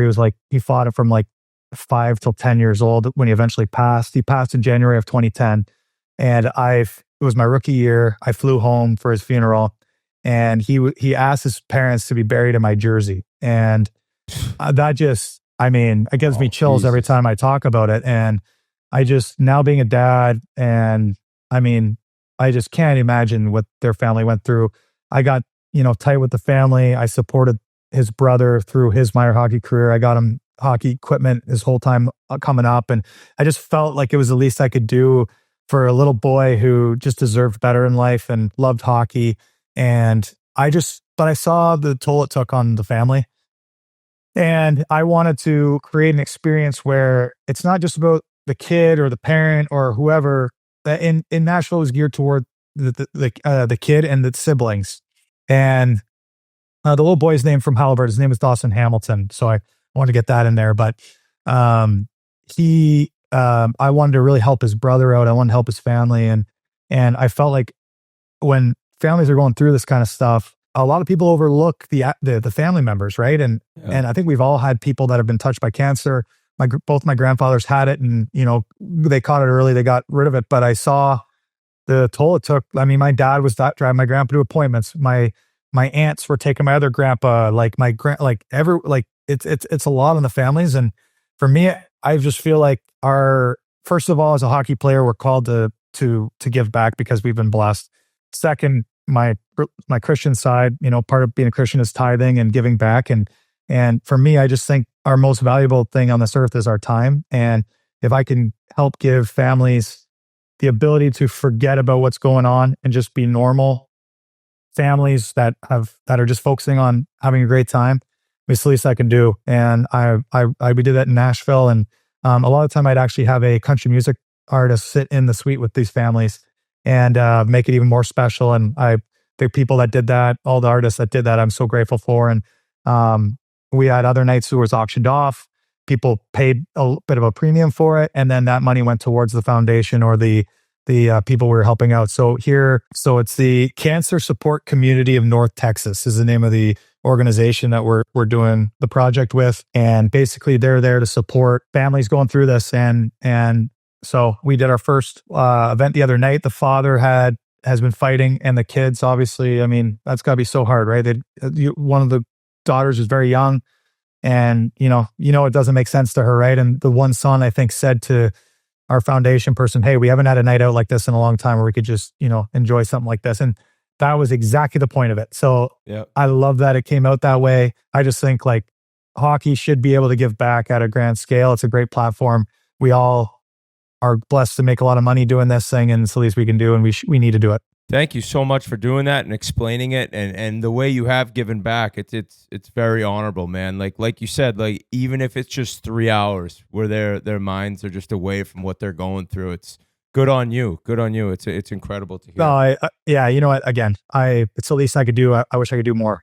Obviously got a lot on my plate with the career and the kids and the family and everything. But I think it's our duty to do this stuff. And guys are so great in our game at doing this. It's not just me. A ton of guys are doing this stuff. I just want to make sure that we get this out there so we can raise as much money as possible and support a really good organization. Well, we're not going to keep you for that much longer, man. I kind of had one final question relating to the team, and that's about Pete DeBoer. The success he's had everywhere has been incredible. Like the Game 7s, his record in Game 7s. I didn't know if there's something that you can kind of describe that sets him apart from other coaches you've had, because I've met him a couple times, very like a great guy, and then you could tell he's intense on the bench. But what is your relationship like with him, and what's a little different about him from prior coaches that you've had? He's been awesome. I mean, I think what makes him special is there's no fluff. And when I say that, there's no waste. Like our meetings are 10, 15, maybe at the longest. And that's huge. It's the greatest hits of because you know how much video they watch, right? And we've all played for coaches that have 30-minute video meetings, and you're like, holy shit, we don't need to watch 5 breakouts or 5 D-zone coverages. I understand why they do it, because they're putting that much time into it. They want to make sure that they're getting back. I think Pete has a really good perspective on, he doesn't coach for himself, of what makes him feel good. He coaches for what the team needs. And I think he has a really good perspective on that. And coaching, let's be serious, it's the hardest job in sports. I mean, the amount of, they put in way worse hours than we ever do. I mean, they're there way before us, way after. They see their families a lot less. It's a tough job. And I think he's such a professional, and he's great too, because if you're struggling, he'll pull you in and have just a man-to-man conversation, and he won't carve you. He'll just be like, hey, I think you can do this a little bit better. And, we believe in you. When I was going through that grieving stuff last year, he called me one day and said, hey, I don't want you to spiral here. You're okay, buddy. You're good. It was like a telephone hug, and I needed it. Right. Yeah. And, he's really good at that. Spotter's really good at that. Our whole staff has got a really good balance. There's times he'll bark. Pete's got every now and then he's got he'll see something on the bench that sets him off and kind of goes at you a little bit, but then he'll come to you the next day and be like, hey, I remember there was a time last year, this is a good story to describe who he is as a coach. Our line had our F3 dove in a couple times. They got odd man rushes, and he snapped on the bench on us, and we weren't doing the right thing. We had bad reads. So then the rest of the game, our F3 was standing almost at the red line, right? We didn't want to dive in. So he calls us into a video meeting and he goes, hey, I don't want this. He's like, this is my fault. I gave it to you guys way too hard and freaked you guys, basically, but I don't want you guys standing. He's like, I don't. So then we were overly responsible, and he's like, I don't want this. Play hockey, boys. Hey, I'm sorry. This is my fault.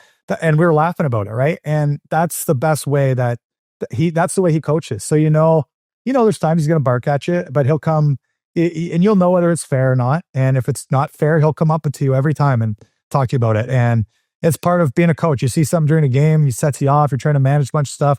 I get it. And, he's been just such a pleasure to play for. And the amount of laughs we have as a group together too is great. He's just awesome to play for, and he's like the perfect blend of like a coach and a player's coach, if that makes sense. Yeah.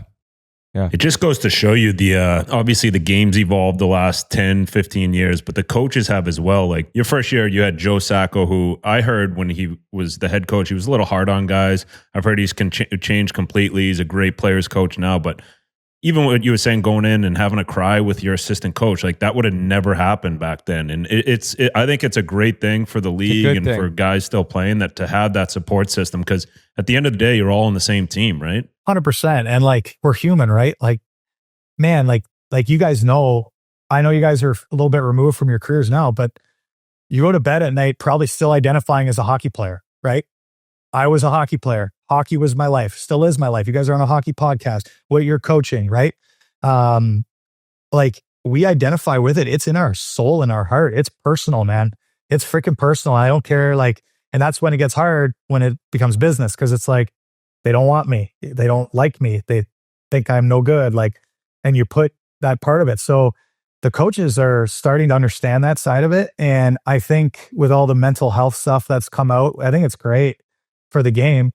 We don't need to be soft, because there is that side of it too. Like you got to be a man, and you got to man up, and you got to, but sometimes you need that release of stuff. And I think I shocked Misha when I went in and I just broke down. I didn't think I was going to break down. I didn't think I needed that. I just like absolutely I felt safe. I felt like I could do it. And I mean, look what it did the next night. You kind of, after that, you reach down and go, you wipe your tear, you grab your nuts, and you go, okay, I got to go play now. Right. And there's both sides of that, right? You can't be too far one way or the other. And I think hockey's starting to find the right blend, and a lot of teams have sports psychs, and we need them, man. It's damn hard what we're doing out there. And, we're paid to do it, and we're paid well. And, you can't be airing it out in the media or anything like that. But again, we need that support system, and hockey's going that way a bit more, and it's great. Dutchie, the league, and not only the league, but the world needs more people like you looking to help others and being open and honest with how you're feeling and what you're going through. We cannot thank you enough with how good this has been and how kind of honest you've been with us and all the listeners, because no matter what, whether you're 15, 25, 40, you're going to go through tough times in life, and you've done that, come out on the other side. So congrats on everything, man. I'm really rooting for you and your squad, and we appreciate you coming on, dude. And for anyone, it's Hockey Tonk, and we'll be able to get all the stuff out on social media and try to help out in any way we can. But we appreciate you, man. Thanks, guys. I really appreciate you helping me out with that. And yeah, I mean, just quickly before I go, I think it's, like I said, I'm at the point in my career where it's my duty to help people, because I've been through some tough stuff. I've been through some great stuff. And if you can't give back, I don't think you have things in perspective. So thank you for all you guys are doing too for hockey. I mean, my buddies were so pumped I was coming on here again, and they listen to you guys every day. And I think you guys have really brought a lot of great things to our game, and a lot of great interviews, and gives a guy like me a chance to have a platform like this to chat about stuff close to me, right? So I don't have to talk about the goals for and the goals against and the forecheck and the power play and all that stuff, right? So thanks to you guys, and thanks for having me on. Appreciate it, man. Have a great one. Guys, before we continue, I want to talk about Jack Pocket. Are you feeling lucky?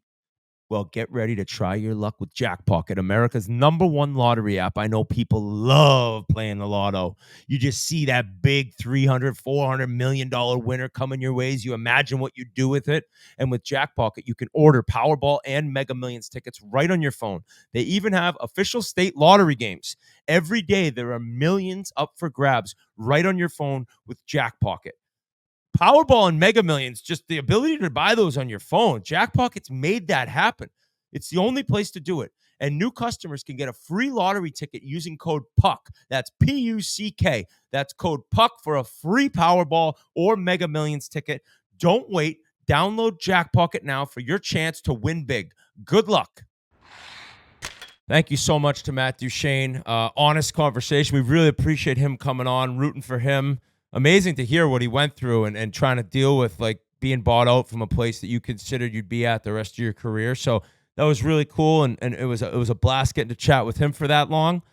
We mentioned the trade Oh, actually, before we get to that, a couple more announcements for our live show in Chicago. BarstoolSports.com/events. There are a few tickets left. Yeah. We brought up Tim Stapleton, all-time Chiclets guest, as our first guest that we were announcing for the live show. We have now locked up 2 NHL Hall of Famers, and that's Jeremy Roenick and Chris Chelios. So Stapleton, Chelios, and Roenick, this night is setting up to be a very special one. BarstoolSports.com/events. You'll have all 4 of us. G, myself, Biz, Yands. We'll have the Game Notes boys, Army, and Merles, and it'll just be an absolute time in Chicago. I know some people are a little bit worried about like times and dates around the holidays. There's a Blackhawks game that night. So we're scheduling the live show so you could attend it and then you could go to the Blackhawks game afterwards. So make sure you end up snagging a ticket. And for you listeners who won't be in Chicago, the 2 venues that we currently have available, we're going to end up the same owner. They said that we can have the audio from the recording inside. So when we release that podcast following after that live show, certain bits and pieces of the live show will be inserted in that podcast. So I don't think it's something we've ever done before. So even if you aren't able to attend and you're not there, but it'd be sick to get it sold out, live experience, and a couple Hall of Famers and maybe a couple other pop-ins from guys who are in town as well. Maybe we can get Gary Bettman to come out, maybe do a body armor ad read, and then send him on his way. I thought you were going to say a body shot. Okay, or a Pink Whitney body shot. Maybe we'll get him to do a birdie bucket nip. So that's pretty much all I wanted to say on that. It's going to be awesome. I cannot wait. Rowdy crowd. And we owe Chicago, considering our first live show ever, we had no audio. So how far we've come as a podcast. Now we'll be able to have 2 Hall of Famers and then a Hall of Fame personality in Tim Stapleton. Anaheim moved on from Cam Fowler. This was pretty much a done deal even going into the season. You knew they'd end up trading him. He's been kind of in the rumor mill to being traded for a few years now. He finishes his career as a Duck as the all-time leading goal scorer, assists, and points for defenseman. Incredibly, he's 9 games away from 1,000, which I think if he plays every game for the Blues leading up to the Winter Classic, that will be his 1,000th game, which is really cool. He was traded. The Blues acquired him and a 4th rounder. They traded prospect Jeremy Biaka-Batuka and a 2nd round pick in the 2027 NHL draft. And it seems like some people are like, St. Louis's D's a little old. But the quotes by Army, Doug Armstrong, GM of the St. Louis Blues, was more about, I'm not doing a rip-it-down rebuild, and I want to stay competitive as we retool, which I used to be really against because I was like, you got to get the first overall stud. You got to get a game breaker. But we've seen Buffalo, and we've seen all those years in Edmonton before McDavid, and you've seen teams try to do this, and it's like it doesn't always work if you don't hit a home run.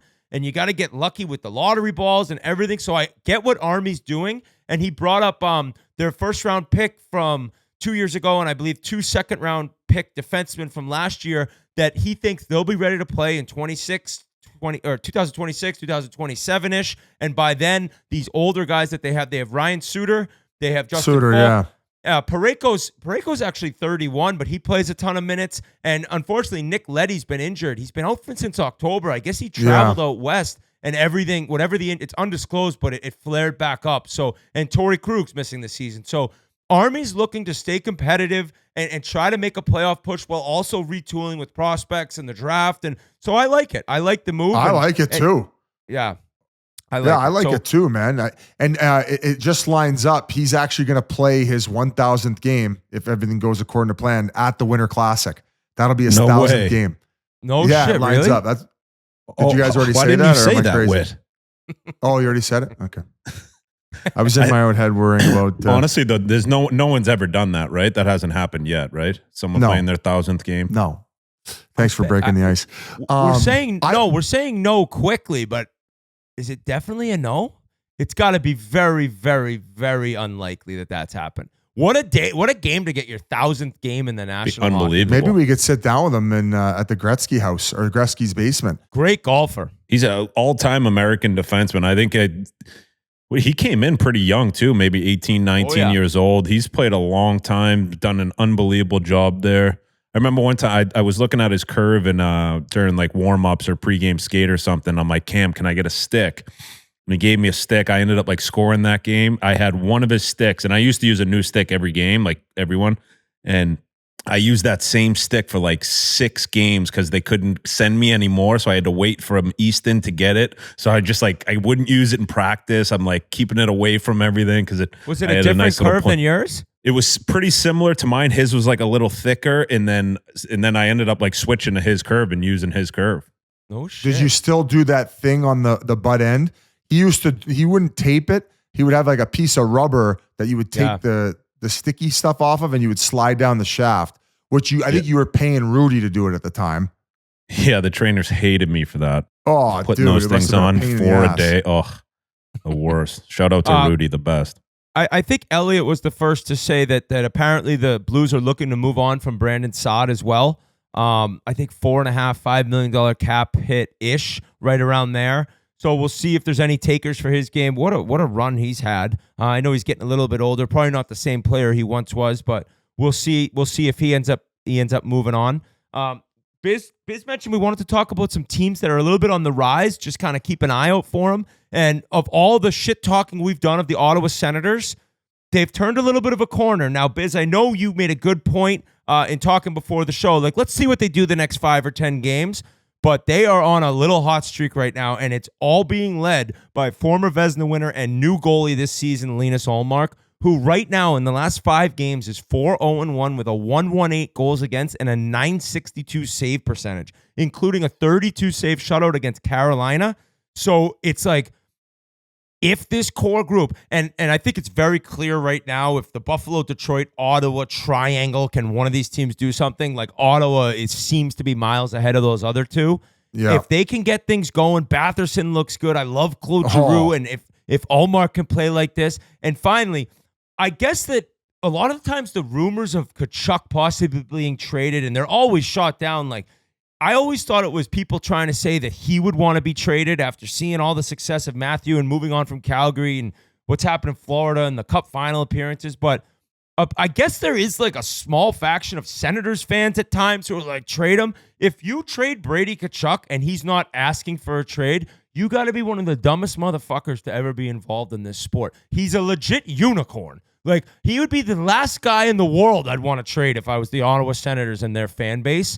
So I can't see them ever doing that. And the owner said the same thing. The owner said there's never been discussion of it. Brady's never asked for it. So all those rumors, I see it. I'm like, this guy, every team wants Brady Tkachuk. Yeah, I think every time one of these 3 teams kind of blue balls us, tickles our balls, they end up disappointing us. So I think that let's see what they do over the next 5 games. But based on everything they were doing offensively and maybe not getting the goaltending early on, numbers kind of showed us that this is the team that they are. So it would be awesome to see them in the mix and fighting for that wild card spot second half of the season. I think their fans and organization deserve it. So fucking rights. Let's see what they can do. Another team on the rise too, though, Whit, they came out of the gate firing, then took a bit of a shit. But with the play of Sergachev, Nick Schmaltz getting on the board, I feel like Utah is starting to claw their way back in it. They're 6-2-2 in their last 10 games. They're sitting in a good spot, and it seems like they got something special there. Like the fan base, and yeah, Sergachev has 22 points in 30 games, 7 goals. Dylan Guenther had that amazing start where he came out firing. He still has 29 points in 30 games, 13 goals. Clayton Keller, who's probably using some motivation from not making Team USA, stepping up his game. But yeah, it's I feel bad for Coyotes fans, but it's a fun team to watch. You see, like, it seems like it's a very close-knit group, and they're finally, like, getting a little success, right? If they could ever get in the playoffs, even if they lost first round, for that young core just to experience, it'd be amazing. But I like watching them play. I really do. I think it would be a little easier for a team like that to get into the playoffs from the West than it would be in the East, like Ottawa or Buffalo or those type of teams. But yeah, they definitely look fun. And the youth there that they have, you can tell it's rubbing off on everyone with Guenther. Clayton Keller, still a young buck too. Really fun to watch. Their jerseys are great too. I love those. Sergachev's just one of those guys too. Like he's still fairly young, but he's seen everything so far in the league, right? He's won a few cups. He's been a part of some amazing teams with Hall of Fame guys. So you know he's probably bringing a lot to that group and just kind of helping them out, helping them get to that next level. And if it's not this year, I could see the next couple of years them being a playoff contender every year, hopefully. So, Biz, also in Vancouver, I think they're 3-4 or 3-3 in their last 6, and just kind of playing a little bit of uninspired hockey. I don't know if you had an opinion on Talk's quotes where he said, "Listen, we got 4 or 5 guys." He said it's my job to get those guys going, and Yes. but they about 3 or 4 of them are kind of bringing the group down where they're not inspired. They don't have any mojo right now, and I just think that right now, like, Vancouver is one of the loudest cities with their fan base and kind of like the drama. I obviously don't think that the PD, JT taking the time off has helped like settle that down. It's almost like it kind of got people riled up. The noise, right? And then now, like, it seems like sometimes like even talk is like, oh, like enough with like all the PD questions. Like, you guys are smart hockey minds. Like, you don't need to ask me every little detailed thing. And then like, obviously some stuff's private. So it might be frustrating him. It just feels like there's like, bad juju around the team right now, but that can quickly change as, things did where maybe things were going for good for DeBrusque, and all of a sudden you put him with PD and Sherwood, and then boom, he goes on fire. So, you don't really have much time in the West to take a 20 game segment where you're not good and not uninspired, or where you're not inspired. So you could find yourself on the outside looking in. So they gotta figure things out quick and kind of calm things down, but not so much an opinion that I want to like overreact. But I would say probably over the last 3-4 weeks, I'm sure they're just mentally drained based on everything that's been happening around the team. No? Yeah, I agree with that. And I think that city too, like when you have anything going off ice where JT Miller left and now he's back, I think he has 3 points or 4 points in the 2 or 3 games he's been back. So it's nice to see him going again, but it's just so much. And you walk in the locker room every day and there's 15 to 20 reporters and they're asking about every little thing and every aspect of the game and what's going on off the ice. And I think it is exhausting. And Canada is a different animal. We've talked about that ad nauseum on this show, but like Vancouver's even crazier. And it's just they've never won a cup, and there's just so much that goes into the fan base being so vocal, and it's also great. Like I've shit on that fan base, but they love the Canucks, and they also love to hate the Canucks when they're not playing well. So it's just probably hard to deal with day in and day out. So I'm not really worried about them though. I think they get into the playoffs. I think Demko's back now. It's gonna figure itself out. But it was interesting to see him say, we're not like Edmonton where we can just like be carried by 2 guys. And if there's a night where 5-6 guys aren't going, you can still win. We need everyone going. A little bit of a shot at his team and kind of pumping Edmonton's tires a little bit, I took it as, but more just saying like, we cannot continue to play where we have too many passengers. And he mentioned like, this is the NHL. Like you need to be so fired up to play every single game. And that is the hardest part about being an NHL player is 82 games and everyone's going to have off nights, but it's like, you got to have more where you're on than you're off, or you're on the outside looking in come playoff time. So a weird time there. Since we've talked to Larry Brooks and Jacob Trouba was traded, the Rangers stink. They still stink. Maybe one of the most uninspiring games that I ever remember the Rangers playing against the Blues on Sunday. Just embarrassing. And they made a little bit of a comeback, but I don't know what's going to happen there. Who knows what's going to happen now? Kakko was scratched amid trade rumors. I think Panarin was also out that game. So a crazy time in Rangerville. And I thought this would figure itself out. But talking to certain Rangers fans, it's like they look like they don't even care. I saw Avery's clip of Kreider. Like, it's kind of crazy to see some of this. Yeah, I thought things were going to change after the game in Boston. Or not in Boston, in Buffalo, excuse me. You know, sometimes teams have those pregame skates and then they have the powwow afterward where everybody gets in a big circle. Hey, boys, I know it's been, not going so well, but hey, we're a team here and let's have a big effort and let's get this positive juju going in the right direction. Well, they beat Buffalo, but then they fucking leg that egg. And then, like you said, Avery's on Instagram going through these videos where guys, kind of like I mentioned about Buffalo, where they're not emotionally and physically invested.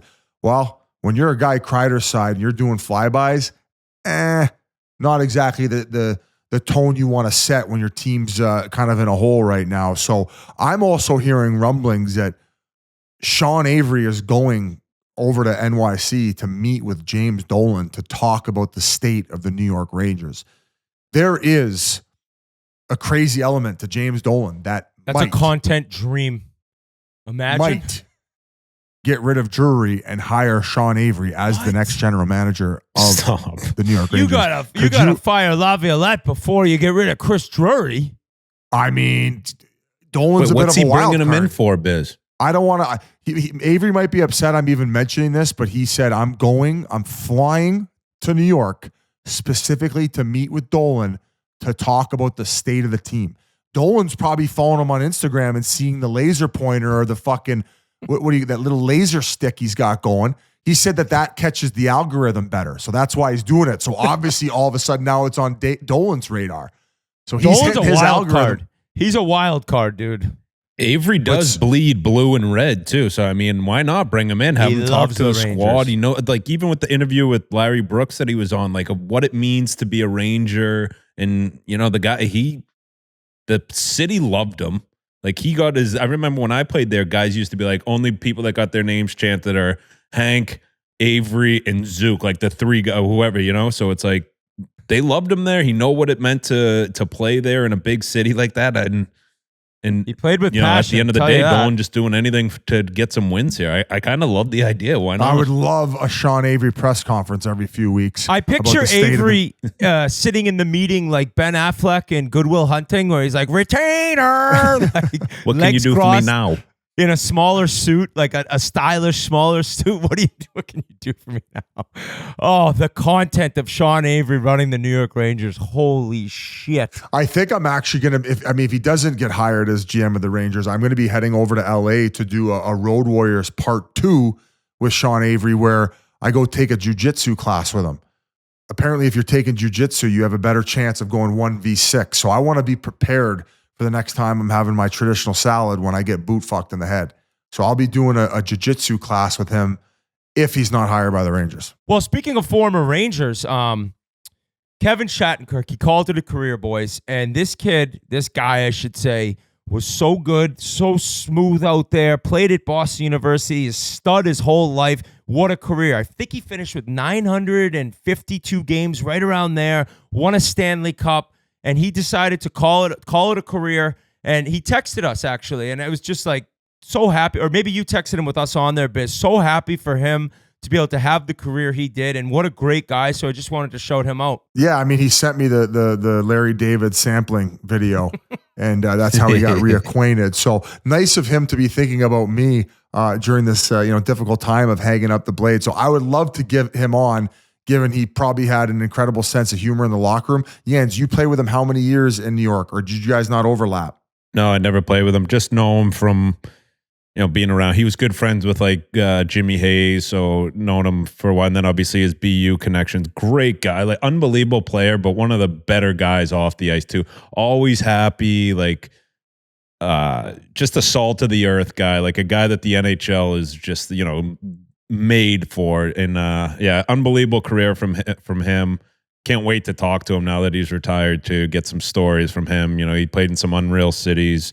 Fun guy. And you see like his post online, and then all the guys retweet or reposting it, and the nice words that guys had to say about it. I'm sure it meant the world to him. So unbelievable guy, unbelievable career. Happy for him. 91 playoff games to go with his 952 regular season games. In this Lightning Stanley Cup of 2019-2020, 25 games played, 13 points in that run to raising the cup. So congratulations, Shaddy. And speaking of retired guys, this man we're about to go to is retired. He retired once and he came back. I don't think Shaddy's doing that, but I think it's time, boys, for the legend, Gronk himself. Let's go to him right now. Before we continue, guys, I want to talk about Game Time. Game Time is focused on togetherness this holiday season, and when you bring people together at live events, the experience is that much better, and it's the perfect gift. You know how much we love Game Time. Now, with their brand new Game Time Picks features, they're making it even easier to get to a game. Game Time Picks filters out the fluff to show you only incredible deals on great seats, so you don't have to waste time searching through thousands of tickets to find a good price. I was looking at tickets for the Winter Classic in Chicago against the St. Louis Blues. That's why we're going, because of Game Time. I saw an amazing Game Time Picks deal for great seats under $200. It's unreal. It's easy to use, and the Game Time Picks makes it so simple to find the tickets you need and want to attend any event you want to go to. Just pull up the chosen event and turn on the GT Pick setting at the top of the screen, or browse the best local Game Time Pick deals near you on your Game Time app homepage. What are you waiting for? I'm going to buy those Winter Classic tickets at Wrigley Field for the Blackhawks Blues right now with Game Time Picks. Take the guesswork out of buying tickets with Game Time. Download the Game Time app, create an account, and use code Chiclets for $20 off your first purchase. Terms apply. Again, create an account and redeem code with Chiclets, CHICLETS, for $20 off. Download the Game Time app today. What time is it? Game time! It's an honor right now to be joined by a very special guest. This man needs no introduction, but I'm still going to do it. 4-time first team All-NFL, 4-time Super Bowl champion, Hall of Fame player, Hall of Fame person off the field, Rob Gronkowski. Thanks for joining Spittin Chiclets. Let's go. Hey, Ryan. Hey, Biz. What's up, guys? It's a pleasure, man. I've been a fan of all three of you for quite some time now. And, you know, with that introduction right there, you forgot the most important part. Let me tell you, I was a hockey player all the way till 9th grade, baby. And I was a left winger, and I was a fighter. So that should have been in the introduction, boys. So you just ran people over, promo. Like just chip it in the corner and just run somebody over. That was your game? That was exactly my game. I loved hockey, actually. That was actually my sport growing up. It actually kind of just got facilitated out of my life because when I got to high school, I was playing basketball, I was playing hockey, I was playing baseball, and I was playing football. And hockey and basketball were at the same exact time. And I just had to give up one sport, and I gave up hockey. And I'm actually from Buffalo, New York. So Buffalo has great hockey. I mean, I think Buffalo is the most viewed, city for the Stanley Cup every year. And the Buffalo Sabres haven't been to the playoffs in like whatever amount of years now. 13. But we still watch our hockey, and I love our hockey there. So I've been a Sabres fan growing up my whole life. But I just had to give it up because I just had too much going on when I got to 9th grade. They need you behind the bench right now, Gronk. Yeah, they need do. to toughen up. They had Rob Ray growing up, and I always loved Rob Ray because that was my name, obviously Rob as well. But he was a fighter. He would go out there and touch the puck one time on the ice and just start brawling people. And that's who I always looked up to when I was a kid. And that's who I need to go back and be that enforcer. What's your hockey name? Your alias, isn't it Bob Gronkowski? Oh, all right. Now we're talking. I like that right there. That was in our outline. Really? I never had a hockey alias name. So Bob Gronkowski, that sounds pretty good though. I'm gonna start using that. It was Bob Bonkowski from Blackie. That's what it was. Oh, okay. All right. Well, I messed up the name. Shocker. Gronk, everywhere I heard when you were in Boston, you were always hanging out with the hockey guys. When you were in Tampa, you were hanging out with the hockey guys. Do you resonate as a hockey guy, even though you're a Hall of Fame football player and it's just in your blood, huh? Yeah, it's definitely in my blood. I mean, my whole entire family, we played hockey growing up. That was the first sport you start playing when you're in Buffalo as well. When you're 2 years old, they put the skates on you and you're going out to the rink and you're skating around. Also the pond hockey with all your boys when the pond freezes over and everyone gets together in the backyard.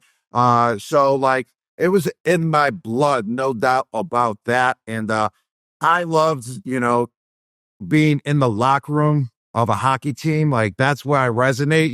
The hockey locker room fits me perfectly. A lot of good stories just growing up as a kid, just being with my friends and my boys.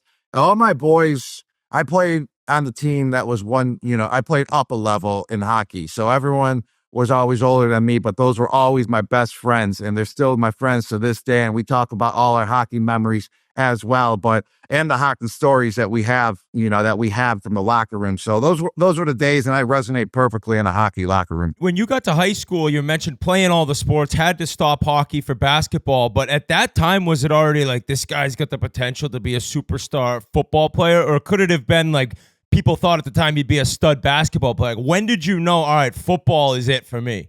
All right, well, I knew football was it for me was my sophomore year in high school. And going into my freshman year in high school, I always knew that like football was going to be my sport, but it really designated that I was going to be playing football when I became a sophomore and I started playing on varsity, and I just absolutely started dominating on varsity as well as a defensive end, tight end, and just going out there and just balling and making catches all over the place, sacks, and no one be able to stop me. Also, my ideal size, I knew that I was a football player. Also, my athleticism.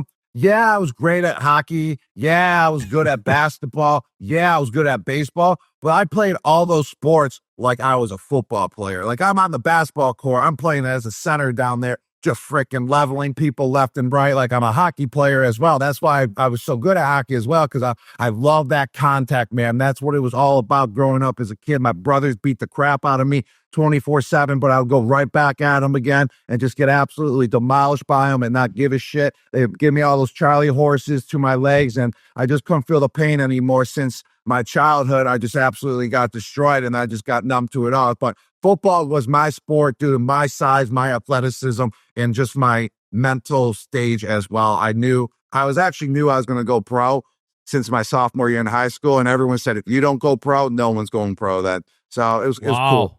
Yep. No shit. Kind of a can't miss prospect then. I love that.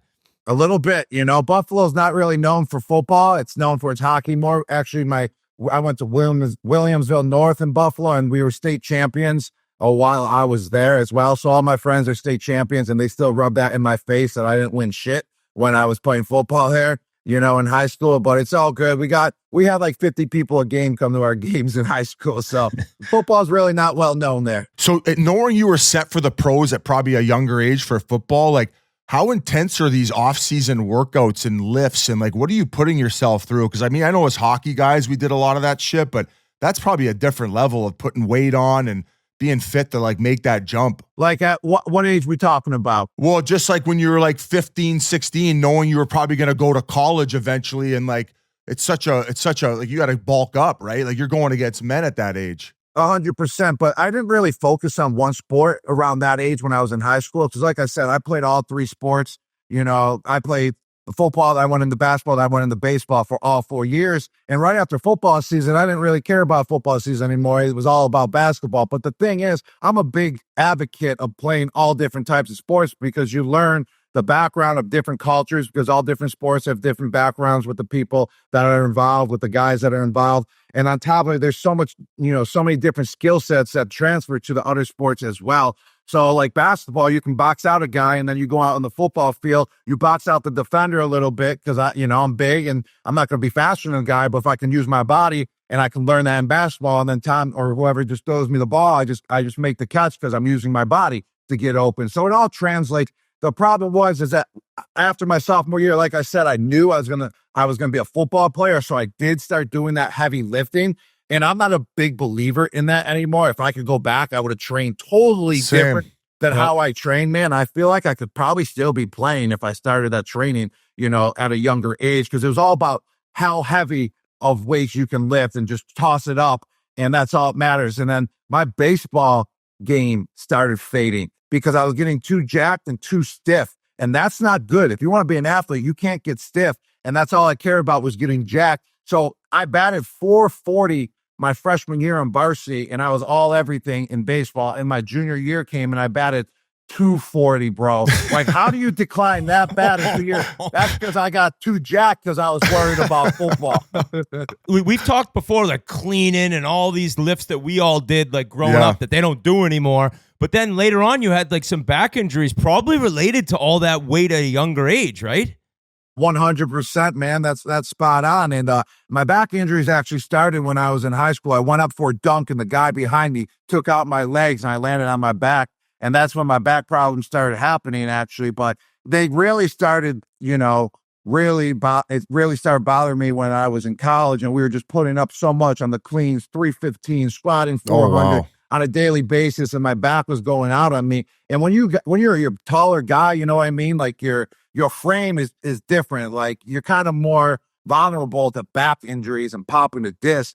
And I don't want to blame it all on that, because my lifestyle in college was absolute horrendous as well for an athlete and for recovery. But just overall, everything, I would say one of the key contributors to the back problems, and if I try to do that as well again, is lift very heavy. It starts giving me those aches and pains, and that inflammation starts coming back. So I would have definitely redone my training growing up if I could go back. That's one thing I would have changed. Any particular discs bother you now? Like maybe L5, S1? Just throwing it out there. Oh wow, you know your backs, bro. You know your backs. You That's must have the had one some that I back keep problems, fucking too. up from all the back squatting. Yeah, so I've had 3 back surgeries: L2, L3, L3, L4, and I think L5, S1. Jesus, that's business gonna come. L5, S1 is herniated. I never had surgery on that one. I had surgery on L2, L3 twice, and L3, L4 once. L5, S1 is popped. All 4 in a row from L2 to S1 are herniated, but it's all good, man. As long as you stay up on that rehab, man, and work on that core and do all the right things, you can actually pop that disc back into place. And if I stay on top of it, then I'm cool. But if I start partying, I start lifting, and I don't do anything right for about 2-3 weeks, man, I start feeling those aches. And Starts barking. Barking. And then it starts barking. You're right, and bro, that shit sucks, man. Having back pain's the worst. The worst. Gronk, were there any schools that you had offers to go maybe play multiple sports, or after your 200 average drop off, it kind of went off the table? I kind of went off the table. I mean, a couple schools were looking at me for basketball as well, and I kind of talked to the University of Buffalo. Like they were like, "Oh, you can do both," because it was right there, but it was MAC football. And like, I wanted to go somewhere a little bit bigger. And like, you could do both at the University of Buffalo, but like, it was just quick talk. It wasn't anything serious. But other than that, man, everyone knew I was a football player. It was obvious by the way that I played the other sports. Yeah, I was good at it and excelling at it in high school, but there was a limit to how far I was going to go in those other sports as well. Cause you could just tell I was a football player, and I loved it. And I was all in on football too. And that's all I cared about. I cared about the other sports because they were fun playing in high school, but I only cared about getting to the next level with football. So take me, young Gronk gets out to Arizona, just the weather, the women, the culture out there. I mean, was there ever a time a coach had to be like, "Hey, Gronk, you got to bear down on the field in the class"? Were you just enjoying college to the max, or was it like when you went there, you were focused, I'm getting to the NFL, this is my way to get there? 100% like what you just said at the end. And that kind of transfers over to the New England Patriots as well with Coach Belichick. And I actually just got asked that question on the Dan Patrick Show. He's like, "Hey, how did you get away with everything that you did?"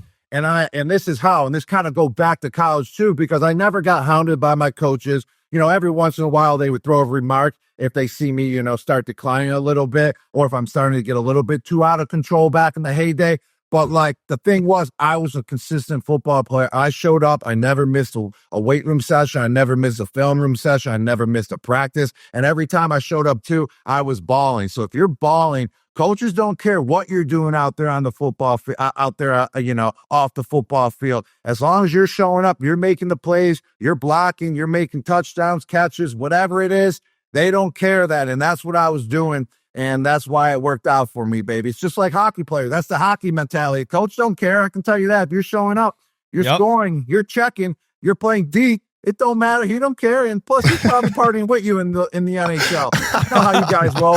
Playing guilty. It was all about playing guilty. But we heard a story. I don't know if it's true or false, that apparently you hosted a recruit and all of a sudden you guys are getting like chased by a helicopter or something, and there was no more Gronk host recruits. Is this true, or is this a false internet story? No, that's a true internet story, because I actually told that on my podcast as well, which we just started actually 2 months ago. We just released our first episode. Julian and I, we host a podcast, Dudes on Dudes.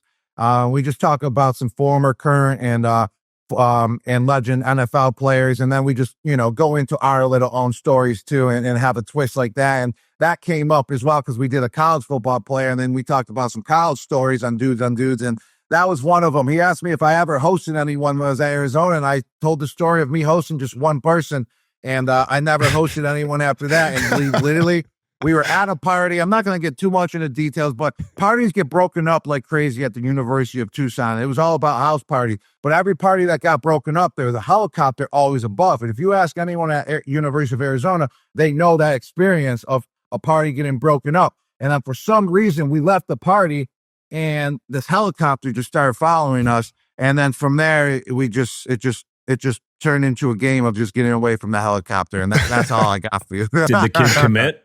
Did he commit there? No, he didn't commit. He actually went to our rival the Arizona State Sun Devils. So shame on him. Shame Fuck on that him. guy. What made you decide University of Arizona? And then also we got to talk about this bowl game you're getting behind, and we want to get your thoughts on the whole new college system and all that and NIL. But first off, what made you decide to go to Arizona?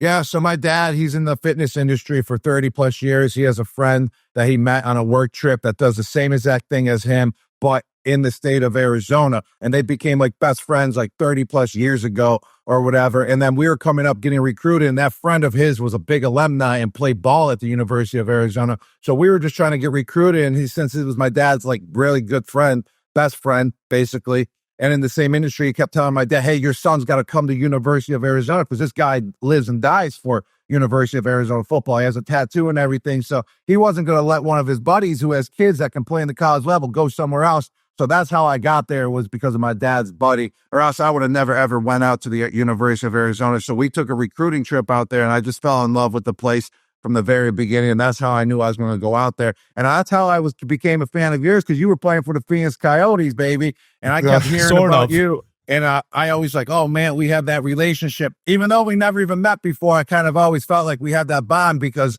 you know, we both lived in the state of Arizona, and we know how precious it is. I know you love the Sabres, but we got to get an ownership group together and bring it back to the desert. I know JJ Watt's trying, Larry Fitzgerald, Shane Doan, but he's with the Leafs now. Yands will get in the mix. Whit will get in the mix. You think you would be interested in that? I'm 100% down. And actually, I was supposed to get a piece of the Las Vegas Knights when they got there. And then the deal, I was so busy.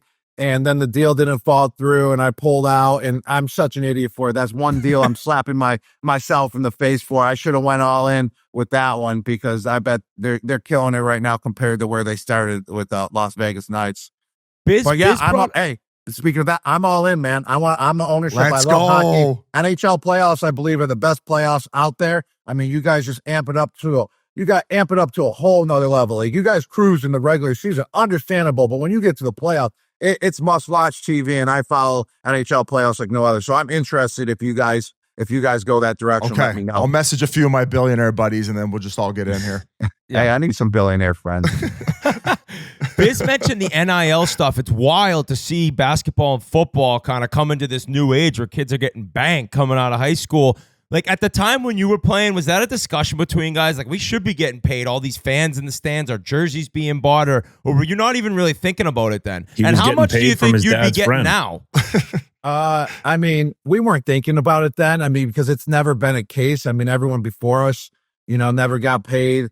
I feel like it started a couple, like, you know, the Johnny Manziel era. I feel like when it started, like Tim Tebow kind of introduced it. You know, that's when I was in college as well, when Tim Tebow was, and you just saw how much money he was bringing to the table. But it really got introduced, like players should be getting paid, is because Johnny Manziel, everything that he was going through. So these guys actually should probably be, you know, tipping him off a little bit, these college players, because I feel like that era right there started. So I was a little bit before that. And I think it's a mess in a way, but it's also great for these players, and it's totally understandable. They are bringing that much money in for the university. But at the same time, you know, I think it needs to be cleaned up a little bit more, and it's going to get cleaned up in more in the future. And it's not really NIL. It's not name, image, likeness no more. I'm name, image, likeness now. I'm on commercials. I understand that game to the max. I'm probably one of the top players in name, image, likeness, you know, since my career ended in the NFL. But these guys are just getting paid by the boosters now. So it's just how much whoever can pay you at the university, you know, how much they can give you. And that's what it's truly all about. When you're at Arizona playing great, all of a sudden, dude, like, fuck, I can't play my junior year. Like, how much of a panic was that? You still were drafted 42nd overall, which is high, but like, was there a lot of worry for you? Like, what's going to happen? I don't know if my back can handle this. Or were you like, I'm going to get healthy, I'm still getting drafted, and it doesn't seem like you're much of a worrier? Exactly, man. That's a great point, man. I wasn't really worried about where I was, you know, if I was going to get drafted or not. Like I said, my ultimate goal was to get to the NFL. And like, that was my dream. You know, everyone was cheering me on since my, you know, childhood, since we all knew like that was my ultimate goal, that I fit the mold perfectly. I always played up a level. So like, I just wanted to get to the NFL. I wanted to get to the NFL as soon as possible. And it absolutely sucked that I got hurt my junior year because my brother was a senior that year at Arizona too. They had a great year. We had a great team. We went to the Holiday Bowl, one of the best bowls you can possibly go to, especially for the University of Arizona in like 15 years. We had Nick Foles at the quarterback position. We had so much chemistry as well in the spring game. And then that's when I blew out my back, bro. And I'm telling you, blowing out my back sucked. I was miserable that whole year. But then the year ended. I rehabbed and all that stuff. And I declared for the NFL draft still, which is rare, man. No one, you know, barely plays, freshman, sophomore year, and don't even play junior year and declare for the draft. But I always knew where my heart was. It sucked I didn't play. If I could go back, I would love to play my junior year. I believe we could have possibly went to the Rose Bowl because I was about to be dominant as well. I really was, I was really feeling it, but my back blew out. And, I declared still because I knew I wanted to get to the NFL. And I knew I was still going to be successful because I was going to do whatever it took to get back on the field. So you almost didn't even care where you got drafted, because I know a lot of these guys, like, I got to get drafted in the first round because you guys have that money situation. So for you, it's just like, I need to get drafted and I'm anywhere and I'll go play and prove myself. Well, I had a pretty good tape, my freshman and sophomore year for being an 18 and 19-year-old kid, just going out there. I had 16 touchdowns in 16 games at the University of Arizona, which is unheard of to have one touchdown a game, especially in college and especially only at 18 and 19 years old. So like I had 2 more years left. I was about to dominate. I'm telling you, dominate going into my junior year, especially with my brother at the fullback position. It was going to be the best year ever. Nick Foles, our quarterback. You guys all know who Big Dick Nick. Yeah, Big Dick Nick. I was the first one to experience it. I knew that nickname before anyone else. And he's not just he has the big dick. He takes the biggest dumps of all time, too. That's a secret that no one knows about. He loses about 5 pounds a dump. So his cock must hold it all or something, then just unleash it all. Yeah, that has to be the case. But, yeah, man. Well, I don't even know what we were talking about now after freaking bringing up that freaking scenario. I do that all the time. Don't even worry about it. Okay, so I want to ask you about this bowl game that you're hosting. Yes. And also you talked about like whoopsie daisy should have invested in the Golden Knights. I'm interested to hear like the craziest offers you've gotten for brand deals, ones that maybe you've taken and have gone crazy where you were like, oh my God, and maybe ones like that you missed out on. But first, what's this bowl game you're hosting in LA? Yeah, so it's the Art of Sport LA Bowl, hosted by yours truly right here, Rob Gronkowski. And I got involved in it last year. I signed a multi-year deal with them, and Jimmy Kimmel actually hosted it before. And it's the first bowl game where they actually had, like a celebrity or a well-known person host the game. And then Jimmy Kimmel's deal ended, and then they came to me and asked me, hey, you're a football player. And it's a full circle moment as well, because I played in this bowl game my sophomore year as well, but it was in Vegas at the time. And it's the same conference matchup. And it was the first bowl game that the University of Arizona went to in 10 years. My brother actually had a touchdown up the middle, and then it moved to LA, but it's the same game, same conference matchups, like I said. And then they came to me, hey, you want to host this bowl game? And I was like, that's pretty cool. I played in it. I get to continue, building up my family name, the brand and all that. And it's in the college football world. I get to bring friends to the game. I get to, just have a good time, bring the energy to the teams, to the stadium. And we had a blast last year. I sang the national anthem. I raced the Boise State mascot, which was a dog. And speaking about a dog, I got my dog right here. What a cutie. So I'm just excited for this year, man. The game's December 18th, 6 p.m. Wednesday night. It's the UNLV Rebels, which they're ranked this year. They just lost to Boise State, who are going to the playoffs in the Mountain West Conference, and they're facing the California Golden Bears. The California Golden Bears I used to whoop on because they were in the Pac-10 when I was in the Pac-10 back in the day. Oh, yeah. That's a hell of a promo. Hey, oh, God, do you sing a better national anthem than Big Cat? Well, actually, last year, I went on PMT to promote the LA Bowl game, the Art of Sport LA Bowl game, and I actually asked Big Cat for some tips. And he gave me some bullshit tips, I can tell you that. But I really like Big Cat singing the national anthem. I got to tip my hat to him because I did it with a chorus around me with 4 others, just so it sounded pretty decent. Big Cat, he has the balls to do it by himself, and he's done it a few times. So I gotta give him credit. He's not that good looking. He always talks about it. So he's got to have a good voice. He's got to have talent somewhere else. And to follow up the crazy deals you've been offered. And all right. So, all right, here's one I never talked about. Love you, buddy. I haven't seen him in 10 days. I got off the red. I surprised him in the room. He was dead asleep. He went ham this morning. But the craziest deal. Oh, all right. I actually, when I was crazy, man, back in the day, when I was, I got 2 deals we're going to talk about. Screw it. I mean, this is the podcast. We're hockey boys, you know. This is what you talk about in the locker room. And this is 2 deals that this is freaking true hockey room talk. No doubt about this. Is that I got offered my NFL contract salary at 23 years old to do adult acting, if you know what I mean. And I think it was like it was one of those websites. I think it was just straight up. I think it was sex.com offered me a scene, then pay for my whole entire salary of the NFL that year, which was pretty crazy. I said no in a second. I was only 23 years old, so I thought it was pretty cool that I got offered that, which is outrageous. And then the other one is I got offered a massive amount, a huge deal, the biggest deal, to do the first Bud Light commercial ever since that Bud Light accident, and I turned it down though because it was just too hot and too touchy at the moment. So I turned it down. I just didn't want to go in that direction and get, you know. What was the premise of the commercial? It was basically Peyton Manning ended up taking it, and it was basically the one commercial that he did, but just a little bit of a different scenario with myself. It was the one where he was at the bar. I'm pretty sure he called up a couple people, and then they started rocking out to some music. So it was along that premise, but it was just too hot and touchy at the moment. I just didn't feel like dealing with that. But they knew they needed a guy like you to get back on the right side. Like then they went Shane Gillis and Dana White and all these people. You could have had that big cake. I could have had it, man. And like thinking about it now, I mean, when time passes, everything just, gets swept under the table, and that whole dilemma swept under the table. But it's all right, man. I'm in the right direction. You can't hit on them all, so it's all good. I was always told or heard that you never spent any of your dough from your salary. It was always the money you were making off the field, which is so smart considering you hear about so many athletes going broke. Was that something that you did like on purpose? Like, I'm going to save all that salary. I'm just going to spend when I'm making in endorsements. Yeah, 100%, man.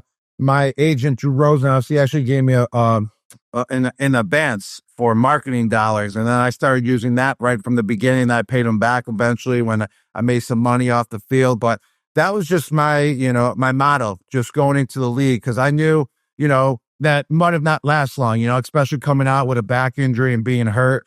I signed like a 4-year second round pick, 4-year, like $4.5 million deal. And I was literally like, yo, I just got through college with freaking $800 a month.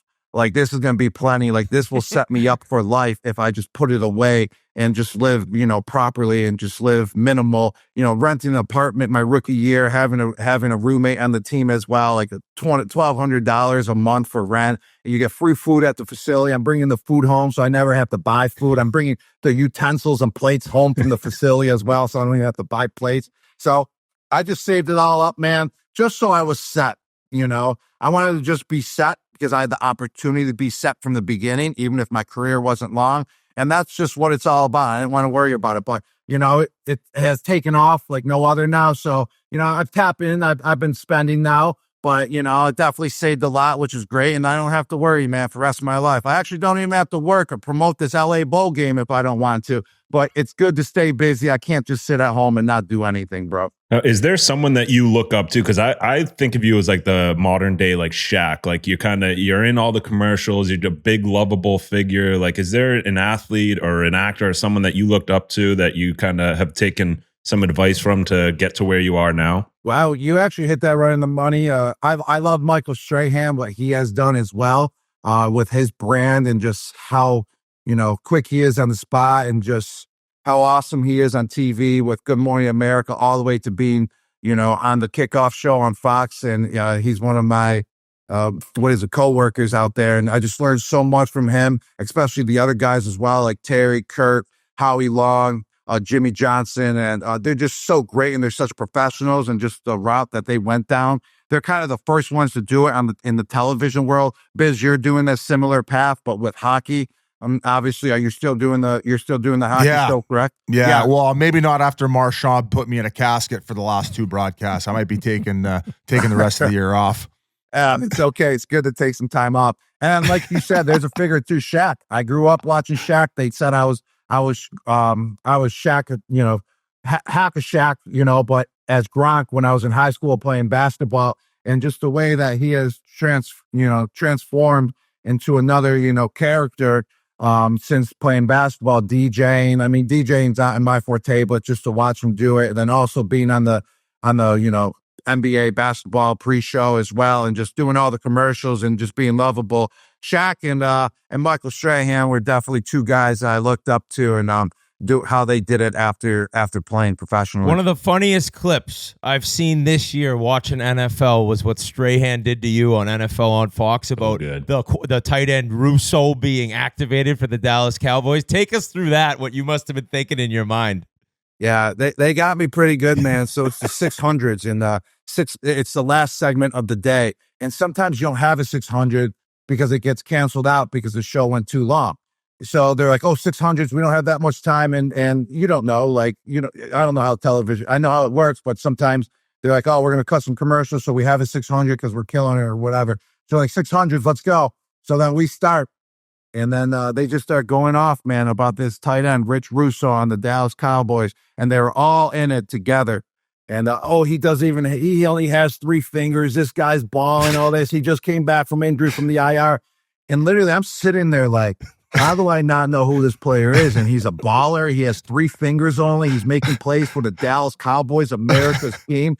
And at the same time, though, I'm like, I shouldn't be here. First off, I shouldn't be here if I don't even know who this tight end is. It's my position as well. Maybe an offensive lineman or a wide receiver, I don't know. Okay, it's my position. But the good thing is, I can tell you this, Jake Ferguson just started balling out for the Dallas Cowboys a couple of weeks before at the tight end position. And I love Jake Ferguson's game. I'm like, wow, this guy can play. So good thing I was following Jake Ferguson. Good thing he broke out on the scene, because I started bringing it back to Jake Ferguson and kind of my experiences with having 2 tight ends on the field. I'm like, hey, I like that other guy, though, Jake Ferguson, but having 2 tight ends out on the field, because having 2 tight ends is the best person I believe you can use that. And I kept just reverting back to Jake Ferguson. So thank you for balling out and having a breakout year, brother.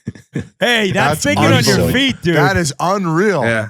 I just want to say, you get to New England and it's just incredible to see what happened and your career and the team. But right when you got there, was it intimidating with Brady, with Belichick? How did those guys approach you? Right off the hop, were you kind of quiet, not really yourself, walking into the locker room, or did you walk in like you were just at Arizona, just ripping it up? Absolutely not. I did not walk in like I was at Arizona just ripping it up. You're very shy at first, quiet, humble. You got greatness around you. There's no doubt about that. I mean, I always had respect for, the people that did it before me. I mean, I have respect for everyone, So, just trying to learn every day, just as humble as you can possibly be. There's no doubt about that. And just trying to improve and gain the respect of these veteran players, gain the respect of the teammates there and the coaches. So I would say, I really didn't break into myself until about, couple games into the season. You really can't be yourself. You're kind of walking on eggshells because you don't want to mess up at all. You're so scared to mess up, and that sucks being in that position. That actually makes you a worse player when you're scared to mess up. And the playbook was difficult as well for me. Coming from college, it was very easy playbook. I lined up basically in the same position every single play. This playbook, I'm all over the place. There's different audibles. The play can be changed in the huddle. It can be changed, at the line of scrimmage, 2 plays called at once. And Tom can actually call a different play if he wanted to, right on the spot. So it was very difficult for me. So I didn't really get to be myself until about halfway through my rookie year when everything started clicking. And then from there on out, it was game on. Did you fall asleep in your draft meeting with the Patriots? Yeah, I had one of the worst draft meetings of all time. It was actually my last meeting as well. And I was sick of that shit, bro. I was on 17 flights in 15 days. visiting 15 teams. I was like, yo, I'm over this shit. If a team wants to take me, take me. I feel like ass, going all over the place. But New England was my last one. I was like, I'm going all out with them. I don't give a shit no more. I'm gonna walk in like I'm at the University of Arizona, walking into a party because I'm sick of putting on a show. Like, because you got to be humble. You can't, you can't freaking think you're the shit walking into these meetings, NFL meetings. You never even played it down. So I'm like, I'm going to be like that, though, going to New England because I'm over this freaking process. I first fall asleep on the table right in front of one of the highest members of the team, but I needed a nap. It wasn't like I was in a meeting or anything. So then they bring me into the meeting room, man. It was a disaster, bro. I just started talking about my time in Arizona, how I was like. I mean, I remember Billy O. He's like, you remember walking home from parties in college? I was like, absolutely not. Like, you should join me too, coach. And he's like, well, let's draw up this play. All right, he draws up the play. He raises it, write the play on the board. I'm like, I don't even know the play that you drew. I have no clue. Like, that was too difficult for me. I was over the whole process. And they were like, and I was like, yo, but I go, draw up a play and throw me the ball. I guarantee I catch it and make some yards. He's like, well, you can't even remember a play. How can I throw you a ball? I was like, you'll find a way to throw me the ball. Like, I was just beating myself like that. I left and I was like, yo, this team either hates me and they crossed me off the board or they love me. And they ended up, they loved me, man. It worked out. Couldn't have been a better fit. That is unbelievable. Yeah. Billy O. Belichick must have been like, what the fuck is wrong with this guy? I mean, Belichick didn't interview me at all. It was Billy O'Brien, who's the head coach at Boston College right now, football team. And we had the greatest relationship, man. I love that guy. Oh, that is all time. That is all time. I was going to invite our producer, who's a massive Patriots fan. He wanted to come on and ask a question. I want to go back to the commitment. So you officially commit to Arizona, and then you receive a call from some Clemson fans. Can you kind of talk about the call you received from those Clemson fans? Yeah, well, I went to Clemson. Clemson, I love that place. They recruited me heavily. They wanted me to go there and have a package for me, like and start right away. And they believed in me, and I believed in that program as well. And great talent, I can tell you that. So I took an official visit there. I got bombed, bro. Like, I was going into these visits like ready to party. Like, really was. Like, I was out of control, man, at that age. Like you guys were. I mean, you guys know. You guys know what's up. But so I go there, have a great time or whatever. I mean, I think I lost like my wallet, my phone. It was just, I was a mess. And then I leave. And then everyone's like, oh, man, how can this kid not come here, And I loved it there. I can't lie. Like it kind of was set up that I should go there. But at the same time, I knew my heart was truly at the University of Arizona. Clemson would have definitely been my number one pick if Arizona wasn't there. But I commit to Arizona. I get a phone call 2 days later. I guess I gave out my number to some girls there or some cheerleaders. I can't recall. And I get a voicemail from them, a call. They leave a voicemail, and they just told me how these like 3 girls on the voicemail just telling me how bad I fucked up picking the University of Arizona. And like, I thought it was pretty cool. And then I was kind of second, debating my commitment to Arizona. And I'm like, damn, what was I doing? I didn't get no voicemail from Arizona, but I'm getting these voicemails from University of Clemson. They knew what they were doing. They almost got me to switch my commitment to them. But it was pretty wild, man. As a 17-year-old kid, I thought it was the coolest thing of all time. And you did live it up at Arizona, as everyone knows. And I did read an article before you came on here about clearing out your bank account to get a hot tub to your dorm room. Why don't you tell that story as well? Yeah, we did. So my oldest brother lived with me as well. He was in the minor leagues playing baseball in the off season. He lived with us. And my other brother, Chris, he transferred from Maryland to go to the University of Arizona and play ball with me there.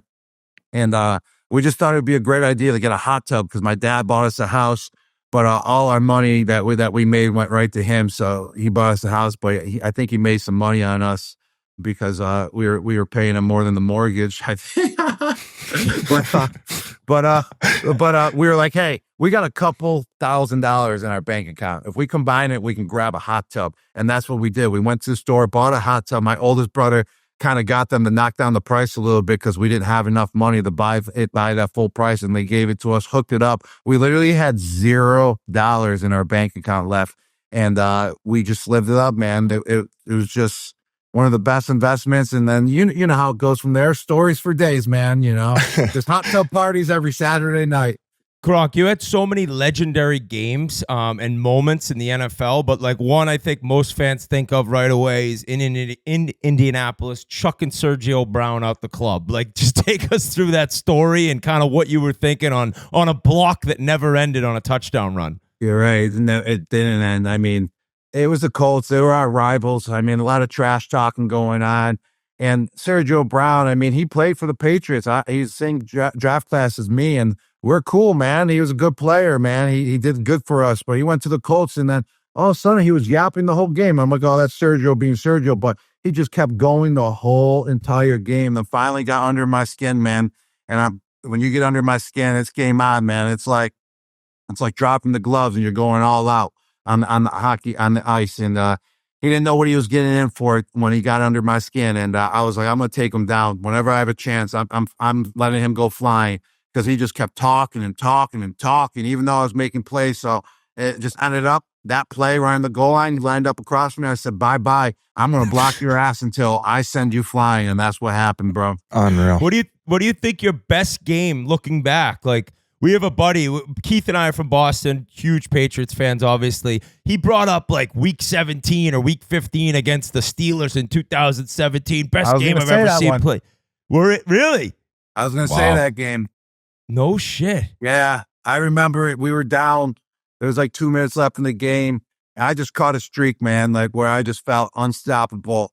And Tom went to me 3 times in a row. I had three or four catches, all 3 and 4 in a row, all in the 2-minute drill, all like 20 plus yards, just ridiculous routes. And we got it down to I got it down to like the 4-yard line. Then the next play, we run the ball in, but I was so on fire. 4 catches in a row for like, I don't know, 80 yards, something, whatever it was. Next play, they had a D tackle lined up versus me. All pro Cam Hayward, 330 pounds. I was so on fire and feeling good. I took him and threw him into the freaking pile. And Jordan, I forgot our running back's name at the moment. He ran right behind me for the touchdown. I was all fired up. So next play, we got to go for 2-point conversion. All right, I line up out wide, one-on-one, absolutely shiver the guy, freaking catch it. And he was talking shit too, so I catch the 2-point, and I point at him, like start making fun of him. I was like, oh shit, I was about to keep pointing at him. I was like, but we'll get a flag, so I stopped it. So it was like a half a second, which I didn't get a penalty though, but that was my best drive of my life, man. Gronk, I want to ask you, is the greatest sporting event I've ever been to, the Super Bowl against the Falcons. I know you were sidelined, not playing, but I was with Sean Thornton, and that dickhead wanted to leave at halftime. And I'm like, bro, we didn't fly to Houston to leave at halftime. He's like, let's just get out of here. Like, we got to go. Like, let's go get a spot at a bar somewhere. I'm like, absolutely no chance. But what was the whole, I'm sure, were you in the locker room? Were you a part of like what was said during, and like, what were you guys thinking on the sideline? Like, is there a chance you can come back, Yeah, no, there's always a chance, especially when you got Tom Brady at the quarterback position, who has led tremendous comebacks throughout his whole career. And then also you got Coach Belichick, the mastermind behind everything. And it was unfortunate I didn't get to play in the game. I was actually having my best year that year, but then I got rocked up the middle and blew out my back again, just from a hit and punctured my lung, and it just put me out for the year because I had to get another back surgery, which sucked. But, going back to the game, you're never out of it with those two. That's for sure. We had a resilient team, and basically just a picture that was set in the locker room. I was there. I was part of it. Just hearing everything was just, we got to take one play at a time. It's not like you can go out there and you could throw a TD pass and put up, 14 points on just that play. It was one play at a time, and that's what Coach Belichick always preached as well. And he stuck to his guns again. Hey, one play at a time, one drive at a time, one possession at a time. And on the defensive side of the ball, we got to stop them every single time. And then eventually that's what happened. And we just kept getting the momentum building up more and more. And then we took over. And the thing is, here's why we won that game as well. Because Coach Belichick always preached throughout the whole year, we got to be the better conditioned team. So obviously after every practice, every week, we're conditioning, we're running hills. And I can tell you this, the Atlanta Falcons defense, they were getting, piss ass tired, man. You could see it on the field. And that's why we were able to go down, drive the ball as easily as we were in the fourth quarter and overtime as well, because we had the stamina the Atlanta Falcons defense did not. Wow. How sure were you on the sideline against the Seahawks that Russell Wilson was going to hand it to Marshawn Lynch and it was going to be over? Like, were you? I was 100% sure, man. Hell no. No one was 100% sure with that one. Holy shit. I mean, you got to give credit to actually Dante Hightower. The play before, it was one-on-one. Beast mode was about to score, and Dante Hightower went into beast mode as well. And he tackled him one-on-one, which is a rare feature to do because you don't tackle beast mode one-on-one because he's that beastly. But Dante Hightower actually made the game-saving tackle. And then the next play, they decided to throw the ball, which, I mean, understandable. I mean, I guess, because it's one of those plays where you're just trying to get a yard or two, and that play's designed for that as well. But, I mean, as a fan and a guy's, playing against him at that moment, you definitely thought it was going to get handed off because there was time left as well. It was only second down. I mean, you had more downs as well, but Malcolm Butler made a great play. But you got to give it to Coach Belichick. That was coaching right there. He went over that play with Malcolm Butler previously that week as well. And that just shows how good of coaching that he has and how good of a coach that he is, because he premeditated that play happening and put Malcolm Butler through that scenario beforehand. Jesus Christ. That's how crazy that is, man. That's how crazy he's a genius. I want to go back to your relationship with Tom. I think everybody's kind of obsessed with you and Edelman, that bromance.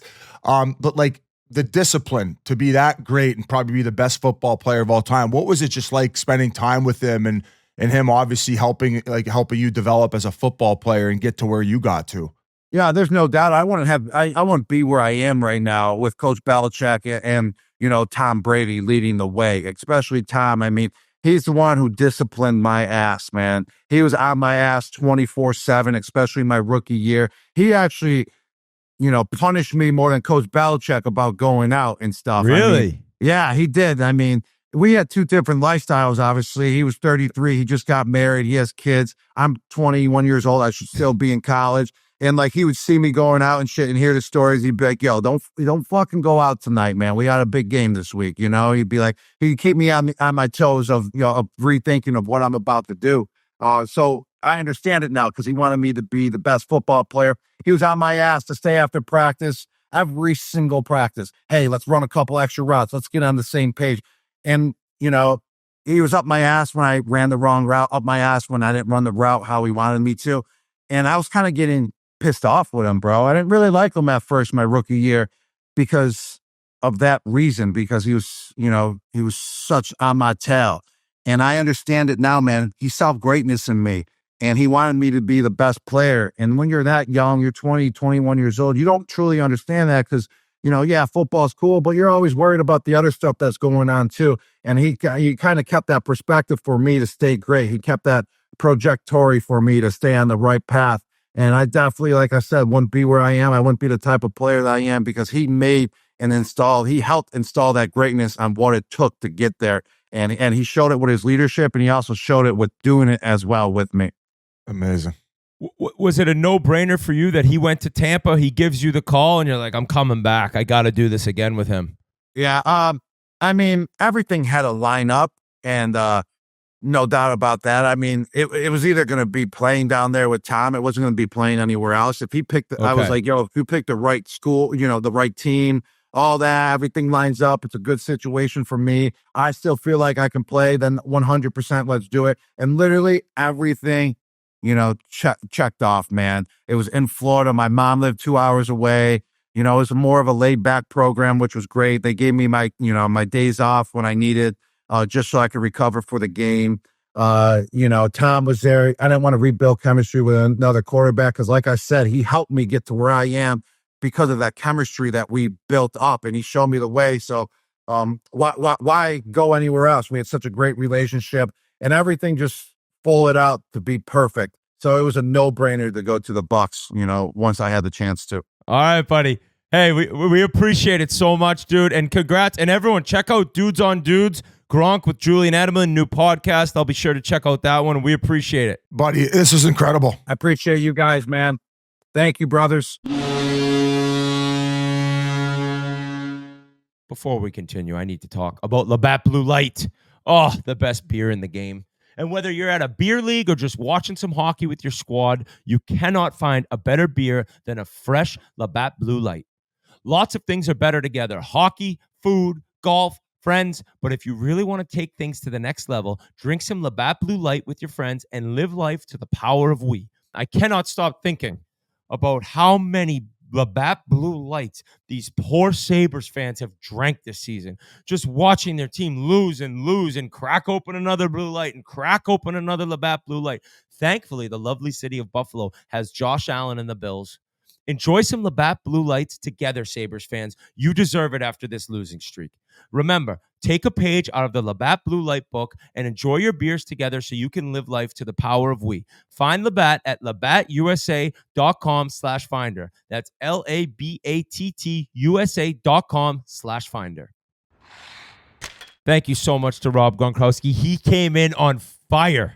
That was an awesome interview, catching up with that legend of the NFL. And actually involving the NFL, kind of crazy news, his former coach, Bill Belichick, signs a 5-year deal for $50 million to become the head coach at University of North Carolina, where I guess part of the deal is his son will take over as head coach after he's done being the coach. But Keith, were you surprised by that? Like, being a Pats fan, I was just figuring next year he'd be coaching in the NFL. Yeah, I figured it too. Especially there's so many teams that need coaches in the NFL. Like, even like I think he started with the Jets or the Giants or someone. Like, why not go back to a team like that, bring it full circle? But I did hear his dad coached at North Carolina, right? Mm-hmm. So maybe it's kind of a legacy thing for him. Go back, and does this close his options on going to the NFL, or is he kind of dangling this carrot to the NFL, and then boom, someone's gonna scoop him up, and he's never gonna spend a day at North Carolina?